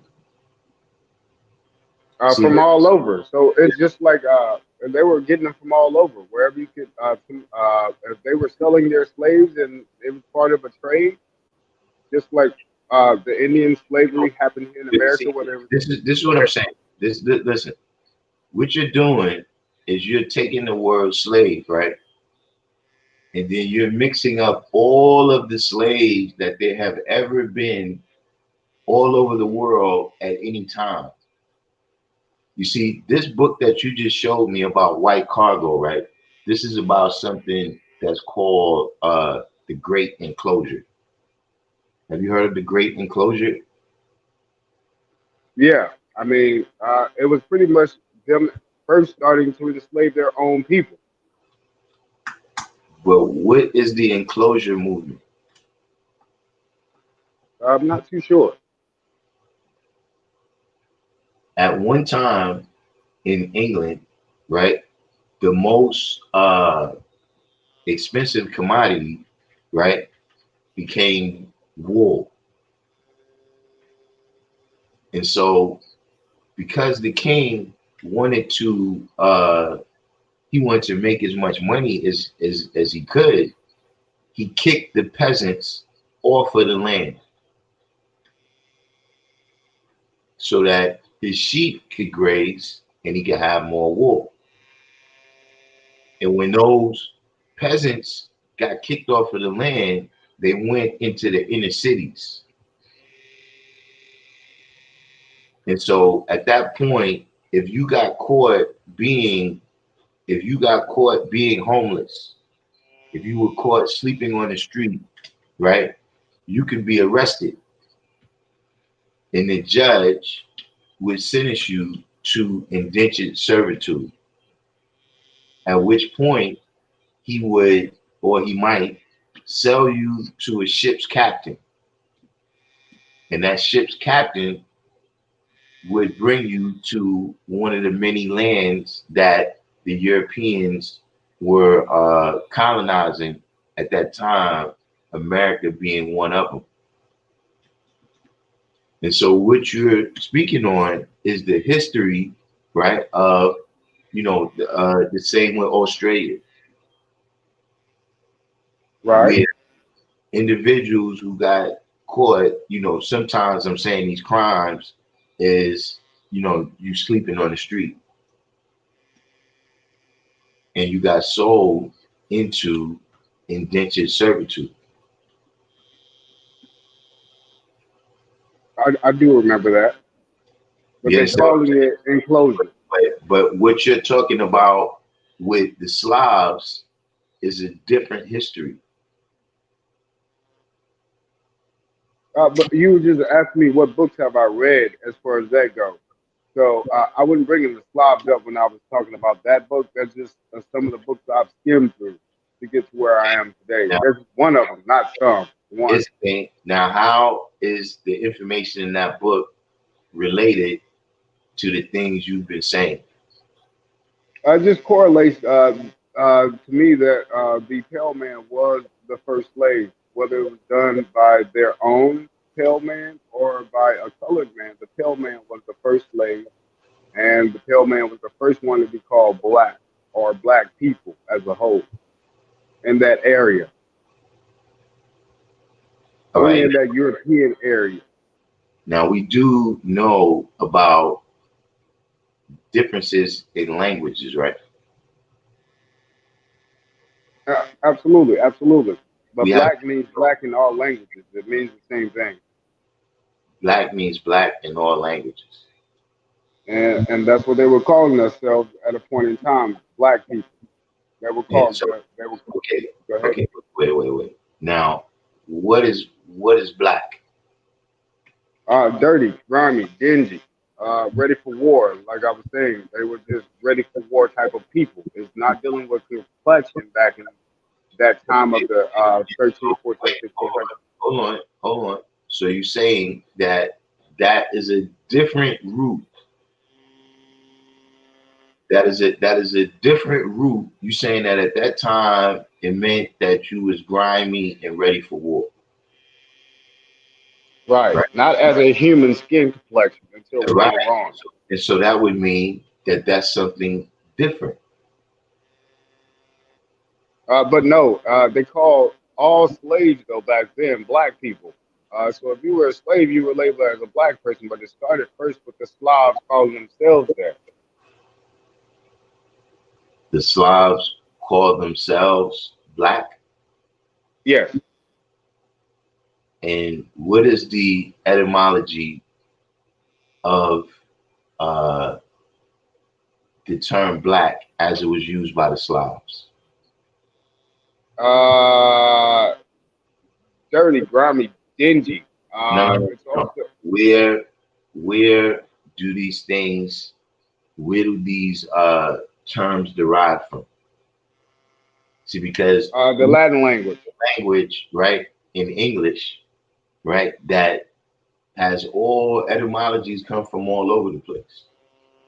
And so we have a word like eight. If I say eight, do I mean the number that's between 7 and 9? Or do I mean the past tense of eat? See, because the language doesn't have one system that it comes from, right? That's what makes English a little bit of a harder language to learn and a little bit of a harder language to understand. Certain statements that might be confusing, certain words, certain statements that might be confusing in English are not that way in other languages. You see what I'm saying? And this is Right. what I'm explaining to you about what you're saying is that somewhere down the line, you have to give people a system by which they can understand this history that you're saying. See, because Which is what I'm gonna do. hmm, I said, yeah, I'm definitely gonna do that. I think talking to you made me see that I am rambling, so nothing really makes sense. right? So how did you go about compiling this version of history? First, by reversing everything they put in books, pretty much. I just started reversing it, just reading it backwards or reading what people would say between the lines. So I started off in Christianity, like most people find out that most of the stuff in the book is not true as you get older. So it started there, actually. Okay, so basically you're saying is you read something and then you just think the opposite. Immediately. And so, I mean, how deep does this go? Probably as far as like I said, saying that men have babies never happened. So immediately when they say in the Bible that Adam, woman came from man, I immediately thought in reverse. So man came from woman and not woman came from man. So That's how it happens. Immediate. Okay, so is 2 plus 2 4?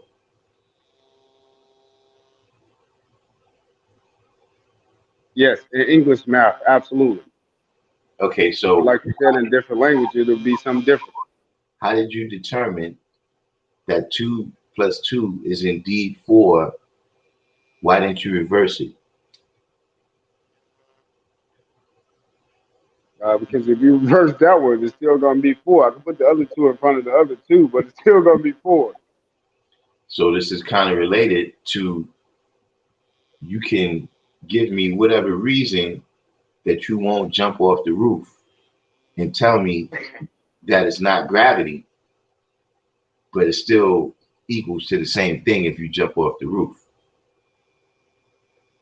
And see, that's the magic trick that they put over our eye. No, no, no, Because no, no, no, no, no. I've seen people. I've seen it happen.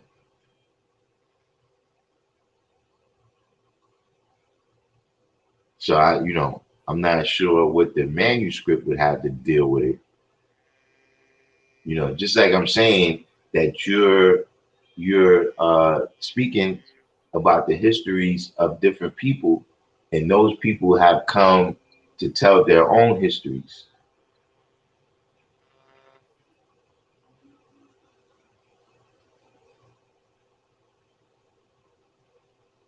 You see, Europeans was became civilized at all different times.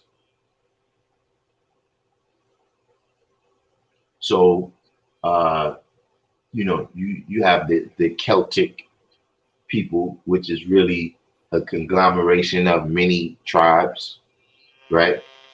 You right, have the Eastern Europeans and the Slavic people that you're speaking on. You have the Northern Europeans. Uh, the Northern Europeans were the last to start farming. See, this is one of the reasons that the Vikings uh, was much better prepared for war. See, the Slavic people that you speak of, besides them possibly being related to the Huns and Attila the Hun, who, because he was causing so much damage to the Roman Empire, they gave him and his tribe a province on the eastern side of the Roman Empire.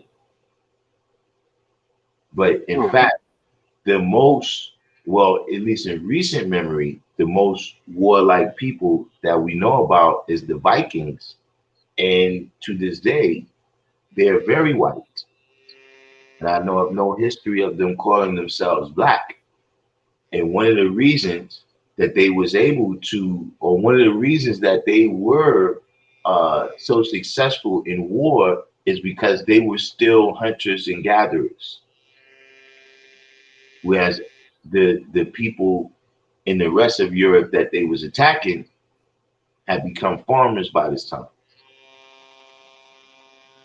right. I mean, I'm just saying, how does the rest of this work into the history that you tell? And do the Asians, how do the Asians fit into this chronology where everybody's kind of the same but different? Like you telling me, So right?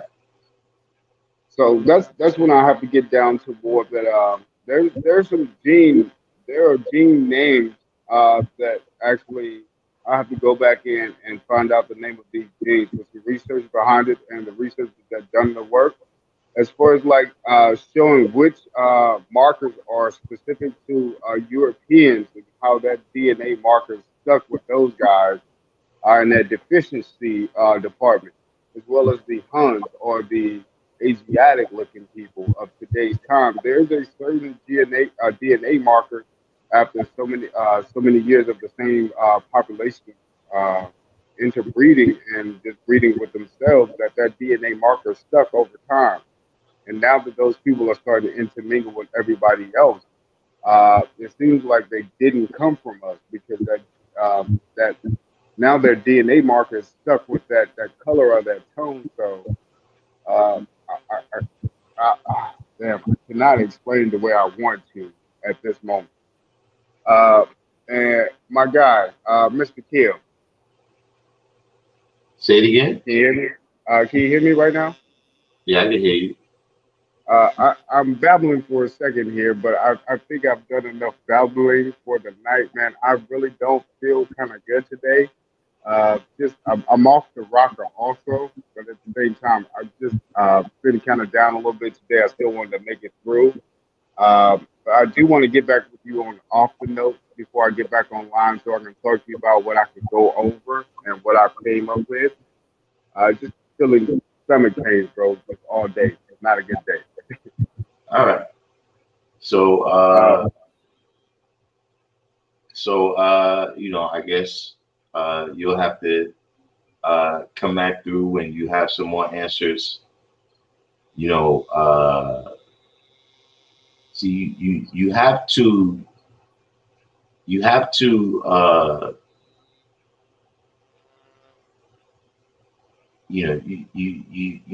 be able to give some solution. articulate Say it what again. I'm trying to. I have to be able to articulate what I'm trying to teach in the correct way. Um, is not just in the articulation. You know what I'm saying? It's also in the, you can't make educated decisions based on just saying everything backwards. You understand what I'm saying? Oh, absolutely. You said that, you look in the Bible, and if it says men or women came from men, then you automatically have to say men came from women then. You know, what if neither one of those are the answers? So Which could also be correct. you're not really basing these things on factual information, that because if you were, you would be able to articulate it. See, whatever you're saying, whatever you're articulating is coming from the ideas that you've accumulated mentally. Right? No, I'm with you on that. Totally, totally, totally. But I See, have structure to it. It just supposed to sounds be very bad. we're supposed to be able to look at this history, right, and Right. see how we got to here. You understand what I'm saying? And a lot of the things that you're saying, you're making statements, right?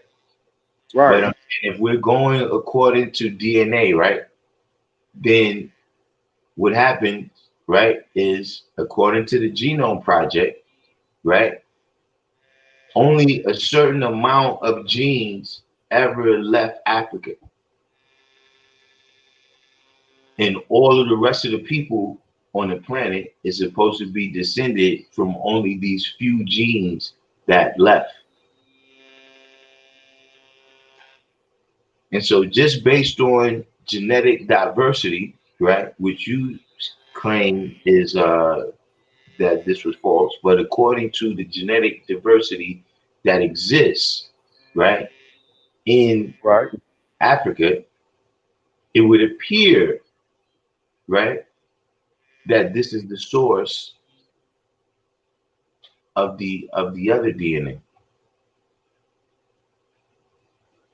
Like, was there at some point, did all the people from the Andes or most of them move to Africa? Well, they were travelers.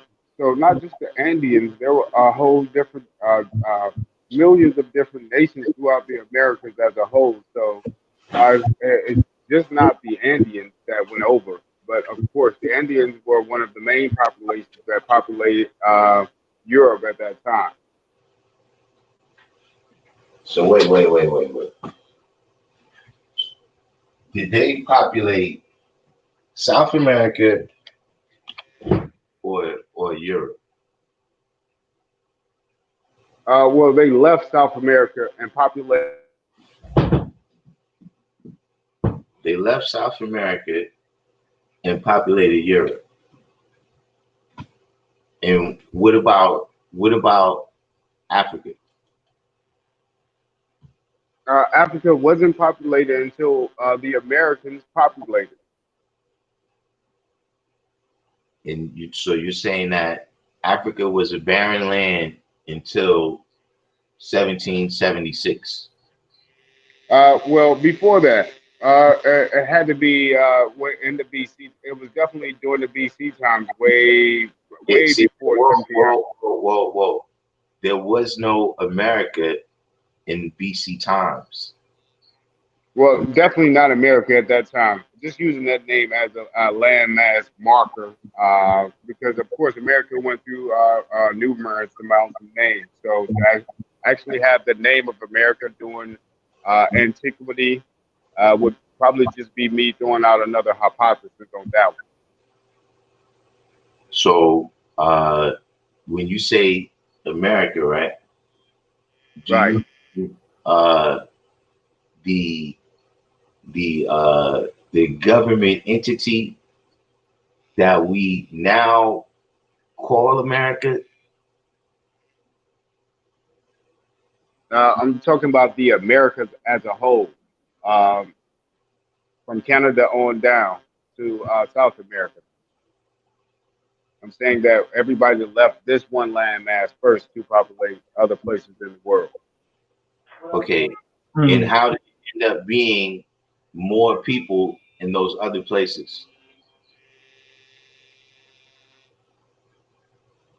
I Like don't why? think that's been proven that there's more people in other places as of yet. Wait, what? I don't think they've ever proven that there's more people populated other everywhere else except for the Americas.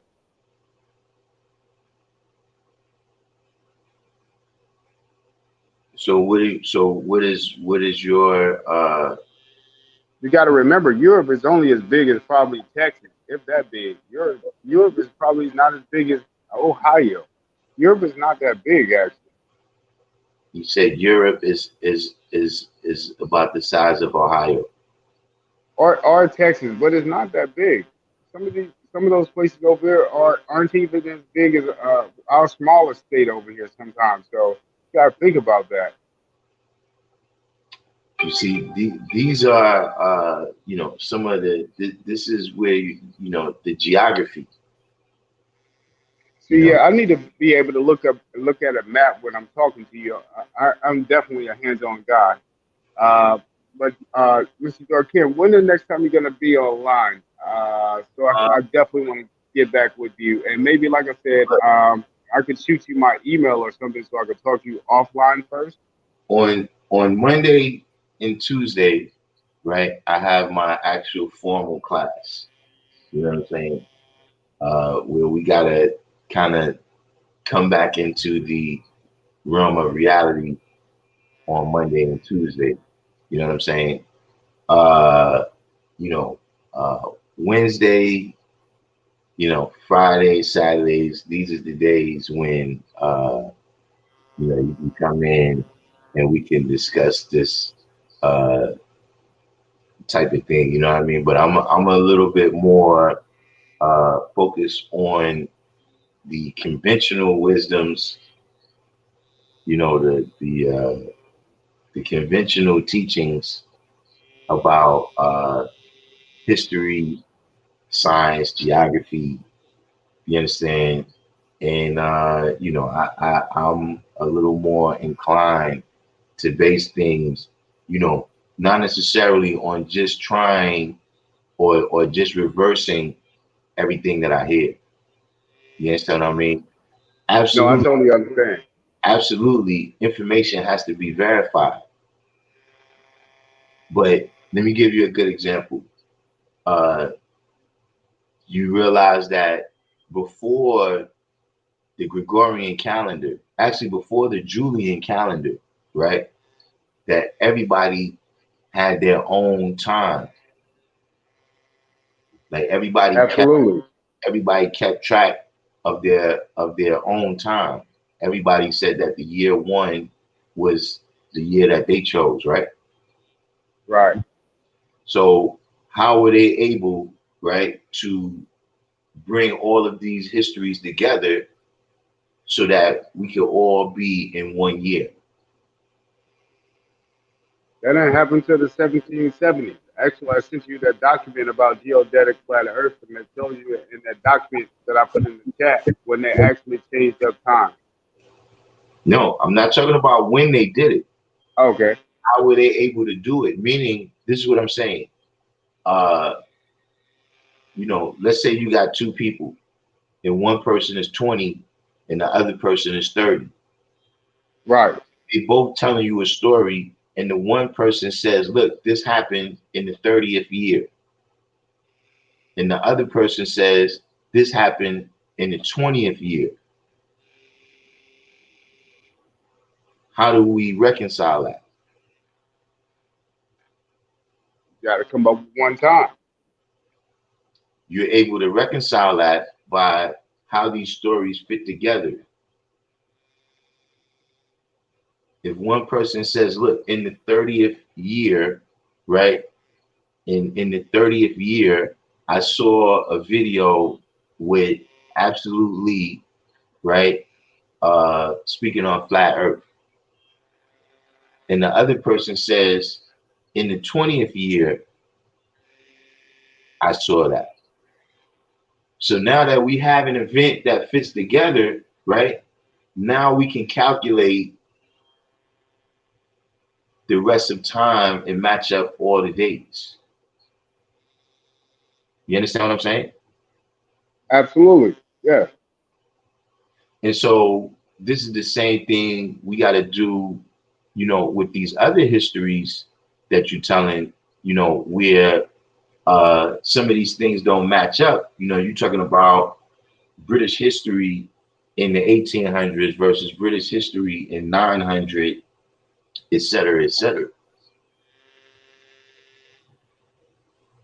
You know what? I'm gonna have you check out Anatoly Flamenco as well too. I don't know if you ever heard of this guy. And who is Anatoly Flamenco? He was the guy that wrote about the history of time and how they've added like over 1,000 years or so to the calendar. So that's why we're getting like that's why it's a scattered history. They've added like 1,000 years to the calendar that we're on right now. Um, and this is significant. What is the significance of that? That's one reason why I'm probably skip talking about a BC time and then a 1700 time, because these times are not that far apart like history states it is. Hmm. And Anatoly Flamenco wrote a book about how they changed up history and added some years, um, written in some fake history, uh, rewrote history like 3 times, and they just keep sticking it in under different names. So it's the same war story told in 3 different centuries, but it's the same story, so it only happened once. So, absolutely, I have a question for you. Can you hear me? Yes, absolutely. How do you know he's telling the truth? Well, actually, I don't know he's telling the truth, but just by following the stories that he's giving within his book and his examples of how they're telling the stories, it does match up to some type of truth that they are re-repeating war stories and making it seem like it's a different general in a different time. Like say in 1900 BC, they'll repeat it again in 900 BC, but it really only happened in 900 BC. I mean, or You see what I'm saying? So they're giving us two different dates, but the earliest date is when it's actually happened. Okay, so then you said this is the reason why there could be a mistake in our understanding of what you're saying when you're like jumping around in different times because what he said, right? Not only what he had, not only what he's saying, but even in our regular history books, they're still talking about the Mayans up until the 1700s. They were still being called Mayans. Okay, and what is some of the facts that he presents in the book that you can share with us that says this is all true?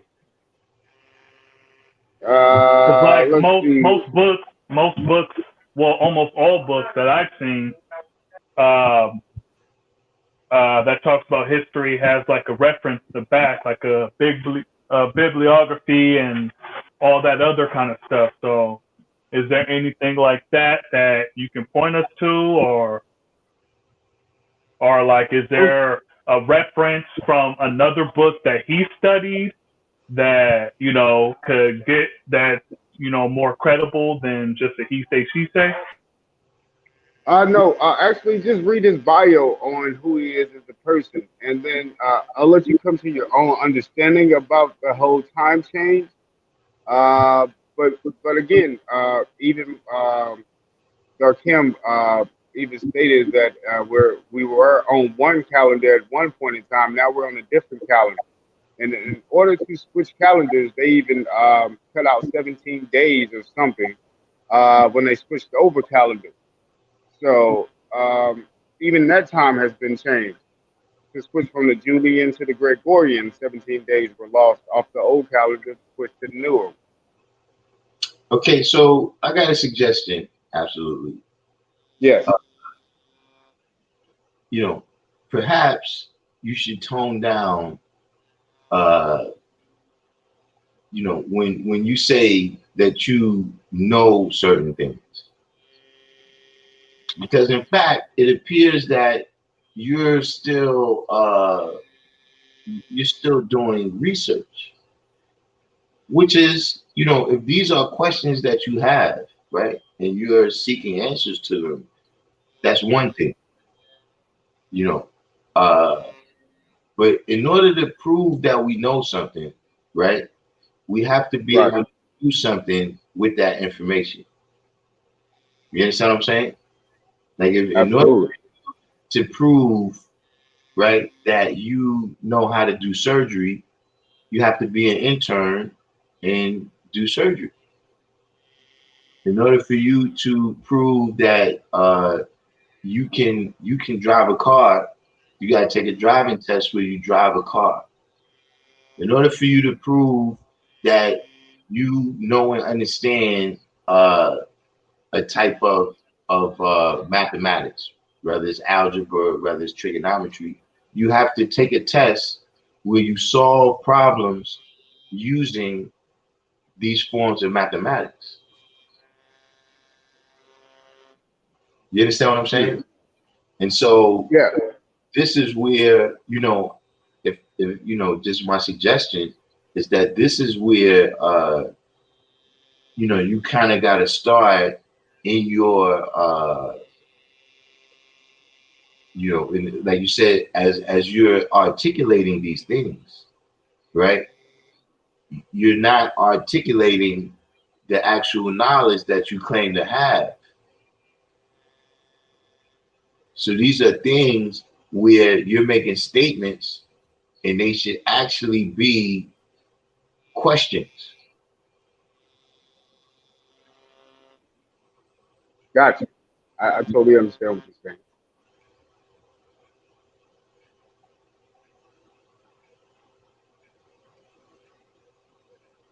But And, but I'll have to redeem myself at some point in time with you guys, man. Man, but I'm sweating bullets right now, man.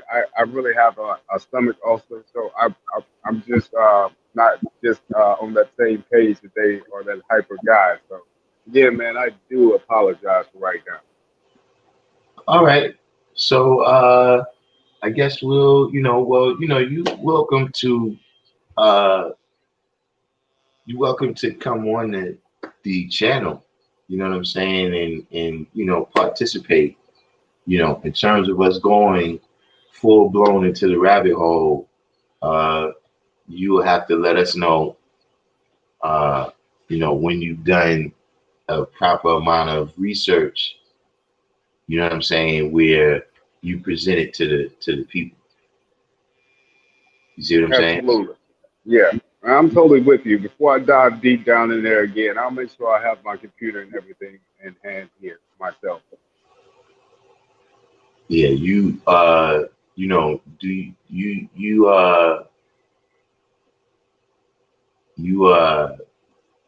you are you familiar with thesis Oh, paper? yes. Writing a thesis? Yes. Yeah. You see, because a lot of what you're dealing with, right? Like I said, is so far away from the conventional wisdom that you actually have to lay things out like a thesis paper where you make your statement and then you provide the evidence and the proof. You understand what I'm saying? And just in the same way where you have to have a bibliography, you know what I'm saying, so that we can refer to the sources that you referred to, uh, to so that we can show and prove things for ourselves. Because see, at the end of the day, right, we can't just go out, right? If I can't go outside right now and say, look, the world is flat. How do you know? Well, I know because absolutely told me. Right. Who's Right. At absolutely? this point, you wouldn't be able to do that. I've not given you anything. Uh, I would say that'll make you feel like, yeah, this guy made me feel like the world is flat. Let me go do more research. Because see, here's the thing: we need to be able to use this knowledge, right, in order to Right. bring about freedom, justice, and equality for ourselves. Hmm. You understand what I'm saying? Rather, and sometimes, when we giving out knowledge, you like, look, let's say if you gave out knowledge about how to build a house, right, and Right. that knowledge was faulty, that can cost people their lives, the people who attempt to live in that house. You see what I'm saying? Like even what we dealing with right now, where you know, uh, in election time, we have to make decisions about our future, about the people who's going to be in charge and in control of certain things. We have to be able to have a system and a way to understand that. Because see, when you adjust the history too much, right, and you change it into something else, then we don't know at that point where we came from. And so now we become rudderless. You understand what I mean? Like how do we know which way to To go now. exactly. You see what I'm saying? And so that's what I'm saying in terms of uh these different histories that you told, coming up to the colonial era, uh uh, you know, a lot of these things are explained in the history that they tell of what they call Western civilization. Western civilization sprang from classical civilization, which is the Greeks and the Romans. You understand what I'm saying? And one of the things that I think you should be aware of, right, is you can't just put lipstick on a pig, right, and call it. Right. You see what I'm saying? So you can't just claim that, oh, well, these people were black. Like that's something that I've seen in our community where no matter who the person is, at some point I've heard that they were black, from Julius Caesar to, John Harding Hawkins to Shakespeare. You see what I'm saying? King James. Mm-hmm.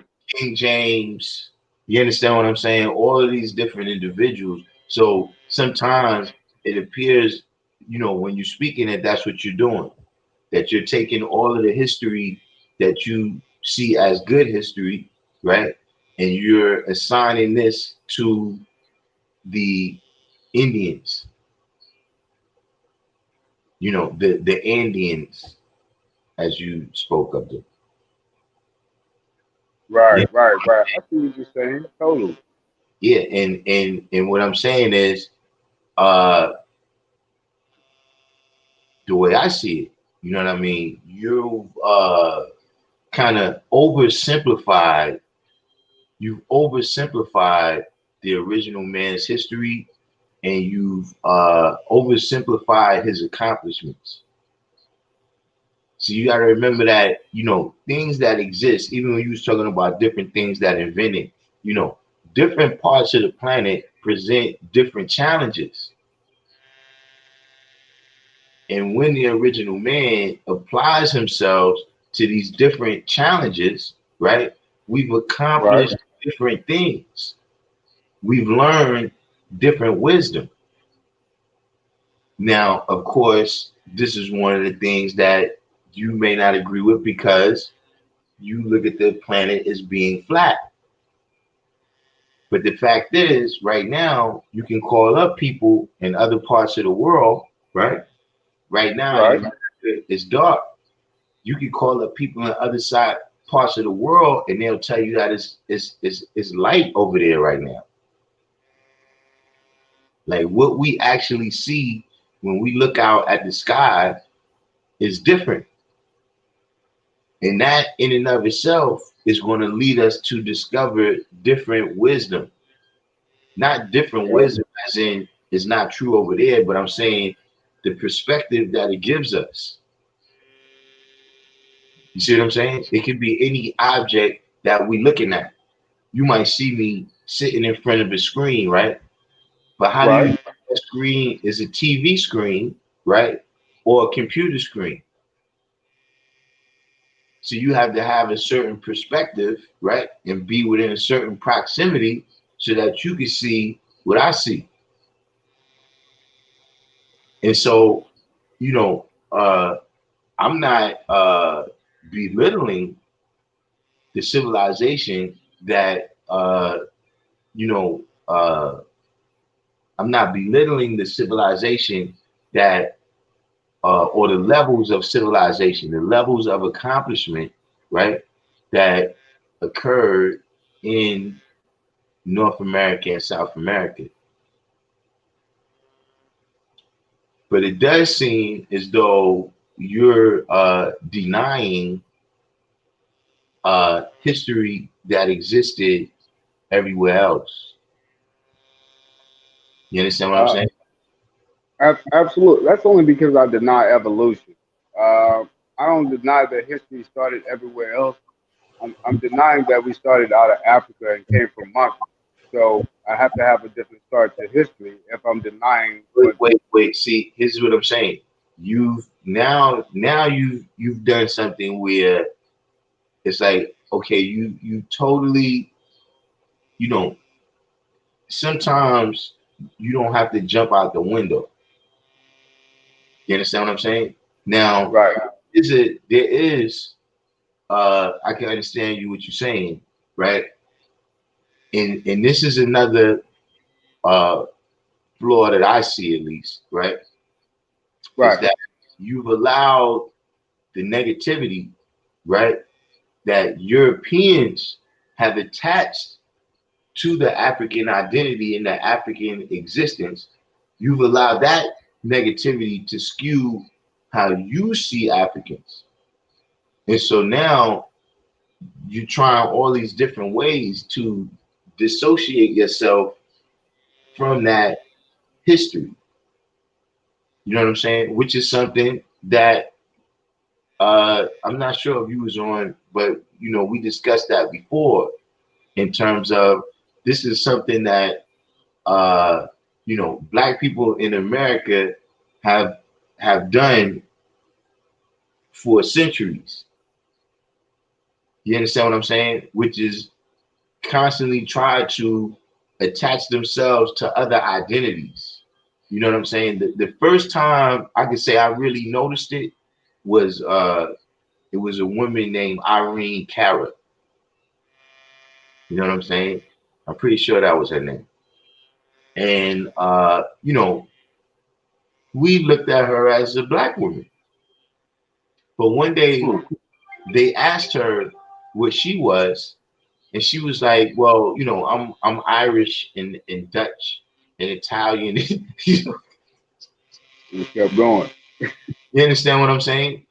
And to Yeah. us, it was like, yeah, you mixed or whatever. But when you start denying the history, when you start, uh, trying to, uh, attach yourself to other people's history because you think it's better, right? For whatever reason. And I'm not saying that the Olmecs are different people. I agree that the Olmecs, in fact, are us. One thing I would disagree with you on is that you said that America has all the resources. Yeah. I do remember me stating that as well. Huh? Yeah, I do remember me stating that as well. Yeah, see, now this doesn't coincide with the history of American slavery. See, one of the reasons that the British were so brutal with their slaves, right, was because all of the low hanging fruit was gone. Remember, they all came over here looking for gold, right? Right. So them coming over here looking for gold, the Spanish found most of it. Like remember when we dealing with the gold rush in in in 1849, by the time people found out it was a gold rush, all the gold had been taken. Right. As opposed to right now, they have mines in Africa and South Africa that they've been there hundreds of years and it's still yielding gold. Like, Did you know about everything from rocket fuel? You know what I'm saying to uh, the aluminum. When you wrap your food up. You know what I'm saying? Aluminum. All of these different uh, uh, uh, resources, oil, whatever it may be, you know what I'm saying, that exists in Africa. Again, I was stating that 600 out of 640 started here in America, or let's say, go ahead. You said out of 640? Yeah, about out of 640, 600 natural elements and resources came from America. Well, there's only, you said 640 natural resources come from America? Yeah, 600 out of 640. Out of 600 out of 640 come from America. And this is according to, Science. yeah, but I'm saying, where's this science recorded? I can't give you the exact name or place right now, so it's probably not a good example to use to even make that statement without my source. Right. Yeah. So I'll get back with you on that too, and I'll come back with some dates on that, and Okay. I'll give you the name. All right. So I guess I'll talk to you later. All right, my God, you guys be awesome, bro. All right, man. All right, peace. Damn, man. Peace. So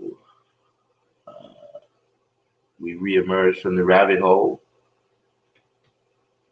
Uh, I mean, we gave him a shot to come on and provide some evidence for some of these things, you know. But you know, it's We gave things him a to hell of a shot. it's it's things to learn. It's things to learn, right? From the way he presented his information too. You know what I'm saying? In Yep. terms of when you go out there and teach, you know what I mean? See, even if you right in what you're saying, right? You don't want to be able to not show and prove like that. You see what I'm saying? You don't want to Yep. be speaking, and then when somebody asks you a question, you know, now you have to come to a level of doubt and even what you're saying because you can't show and prove it. This is the difference between, you know, being told something and showing and proving it for yourself. See, when you show and prove something for yourself, I mean, yeah, you know, you still all praise due. You understand what I mean? If a person is a person that you got a jewel from, or a book is a book that you learn something from, you understand what I'm saying? Then yeah, you know, you could always give that person that credit. You see what I mean? But once you truly studied it for yourself, now the reason that you're saying it is not because of the book. It's not because of what the person told you. It's because of what you proved already for yourself. Like, see, 2 plus 2 is 4. Yeah, I first learned that in school. But now that I've dealt with different things, it could be pieces of chicken, it could be money, it could be whatever it is. But I know for myself that 2 plus 2 is 4. You understand what I'm saying? You know, the teacher who, which I knew how to add already when I got to school. You know what I'm saying? So it But was your parents. that right. You understand what I'm Yeah. saying? But I'm saying that, you know, once I got there and well, let's say multiplication. You know, I Yeah. learned multiplication in school. So the teacher, uh, I'm not even sure. I recall the lady, but I don't recall her name. You know what I'm saying? When we had the little Hmm. table. But I don't have to refer to her, right? Because I've shown and proved it now for myself.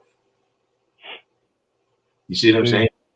And that's the difference between, you know, us and the different religious people. You understand what I'm saying? You know, we not just you know, having the Bible read to us and interpreted. So now, you know, the reverend says this or that, but how many Christians have read the Bible for themselves? You understand what I'm saying? To really know what it says, you know, have really done the research. You know what I'm saying? Like when it says that you know, Noah's Ark was a certain amount of cubits. You know, what's a cubit? You understand what I'm saying? You know, to really wrap your mind around the size of what they talking about. And then once you see what the size of what they're talking about, right? Can you you know, can you picture elephants and giraffes and rhinoceros, you know, et cetera, being on it? You know what I'm saying? Yeah. Yeah. So we definitely, there's something to be learned about that, from, just about being a teacher, and you gotta understand that when we come to people and we say something like the black man is God, right? We kind of in the same boat with him where this sounds ridiculous to Yeah. somebody who's been raised on the Bible. Mm-hmm. And see, that's one thing that we learn, right? We learn how to show and prove it in our book, and we learn how to show and prove it in their book. Yeah. You understand what I'm saying? We learn how to show and prove it without a book. So definitely, there was some lessons, in there for the wise, about teaching. You know what I'm saying? And making sure that you can show and prove. And see, that's exactly the type of situation what I'm saying. Is that you may be thinking that brothers questioning you, brothers asking you, yo, how you see the days agree, yo, how you see that. You think that that's the hard part. But the true test is when you get out in the atmosphere like this and you actually have to activate that knowledge. When you actually got to activate it, you actually got to do something, which I'm not sure what his goal is. But we out here saying that we activating this knowledge in order to, save our communities. You know what I'm saying? Save the world. But, Yeah. definitely, in just in terms of, not another lesson in there is, not just, knowing the difference between what sounds good and what is good. See, there's some things that they sound good, and we would prefer that to be the case.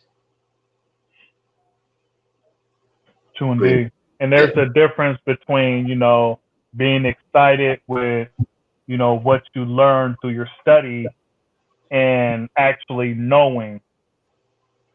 You feel me? right. So like you can be so excited to tell someone and then, they break it down and you don't have any answers to what you think you know or what you're studying compared to what you really know. Hmm. That's something that, has happened to me. I was excited about something I studied, uh, and then not being able to articulate it. And even in the way of how you talk to people, some of the things that I caught on with absolutely is that, his voice would shake when once you ask a question, and then it's like you could hear the doubt in his voice. That's one of the things that I could pick up on when I'm talking or asking questions with a person. Just the tone of voice, their eye movement. Just so yeah. Hmm. Yeah, but so definitely, this goes to show you that, the kind of rigorous training that we go through, mentally, what is good for. You know what I'm saying? Like I said, there's a lot of things that you learning along with the knowledge. You know what I'm saying? Like, yeah, you getting the the information, the facts and all of that, right? But there's Mm-hmm. different things that we learning, uh, you know, like public speaking. You understand what I'm saying? And research. You know what I'm saying? How to get into the fine mist that the naked eye can hardly detect. You understand what I'm saying? Indeed. You know, Mrs. Spock said the difference between having a zeal for information to fit your agenda and having a zeal for knowledge that is actual fact, right? And sometimes Indeed. the actual fact leads us to things that, what I'm saying, we might not have wanted that to be the case. You know what I'm saying?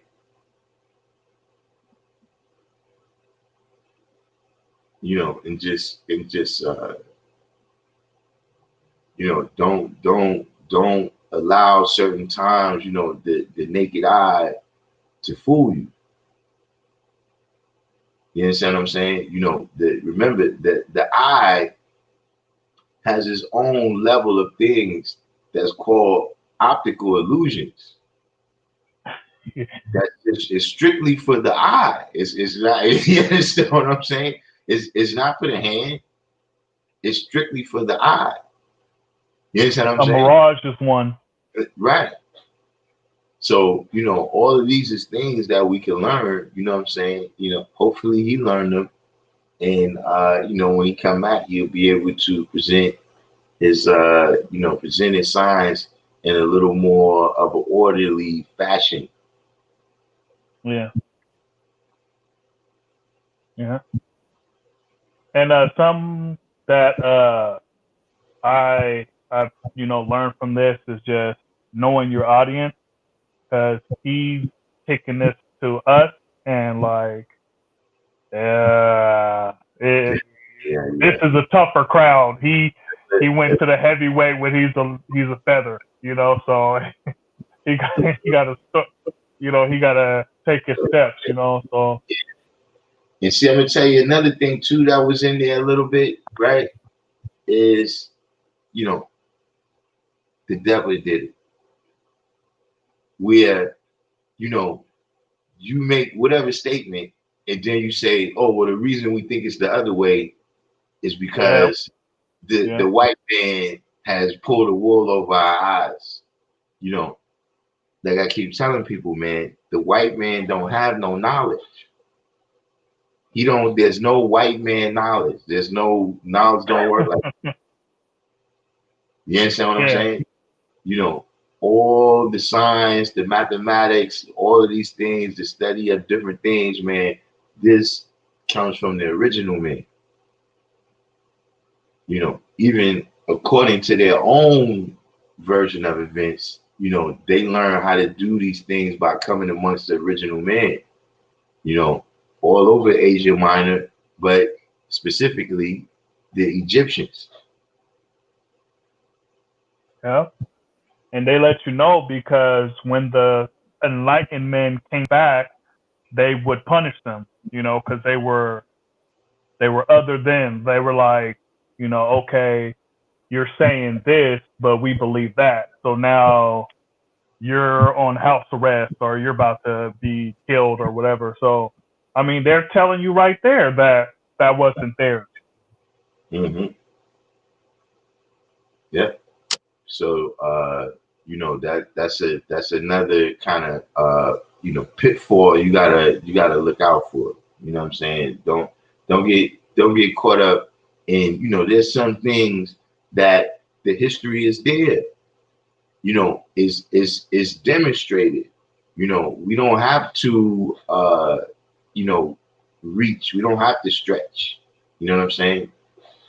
Justin Marasigan is from the Philippines. Hit us up on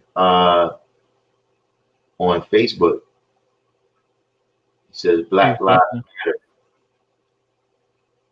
I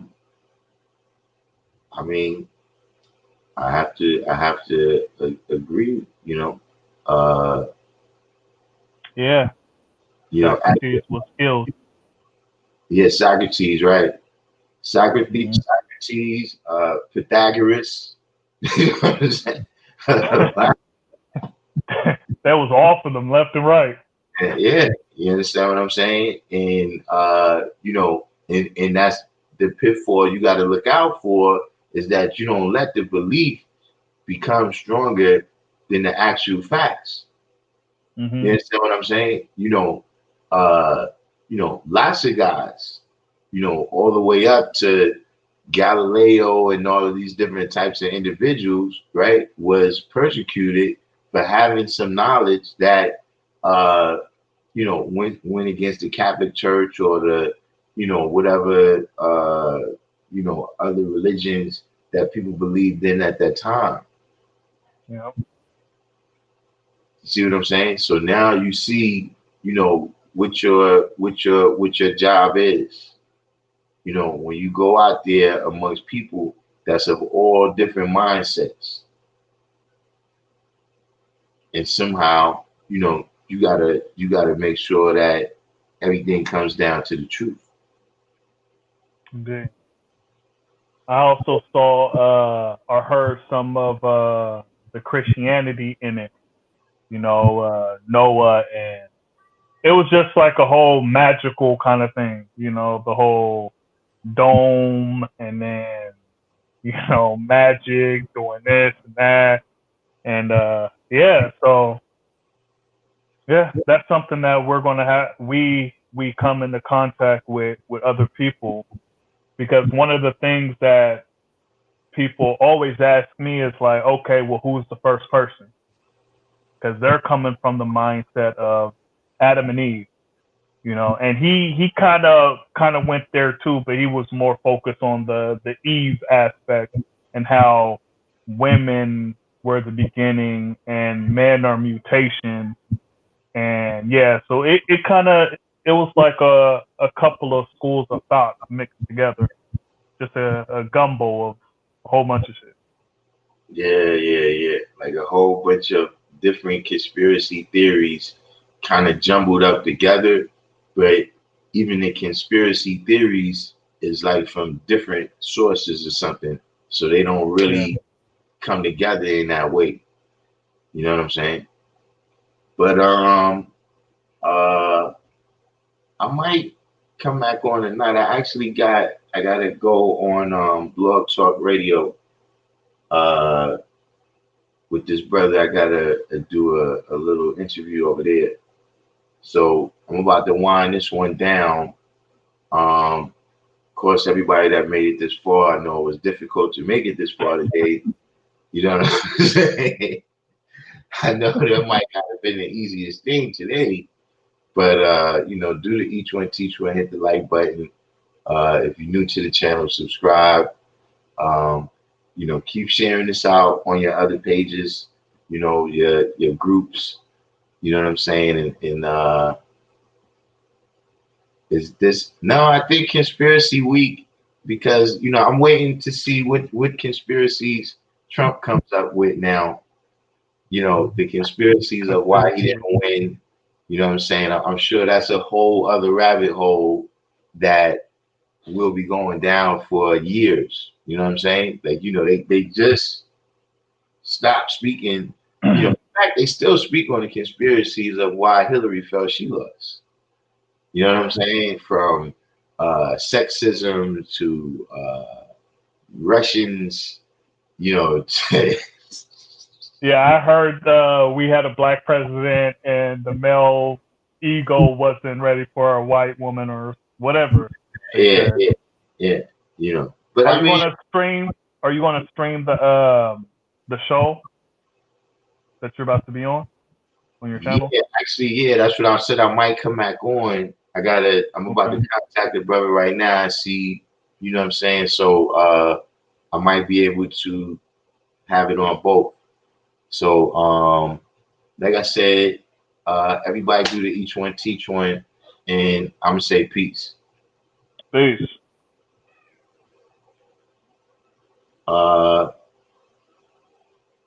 True Divine, you see, we on YouTube. You on Facebook. On Facebook, you just on the video on the bottom, you're gonna see where it says like, comment, share. So when you share, that's it. You can share it with whoever. Let me check out everything right now with the link, and I'll get right back to y'all. Peace.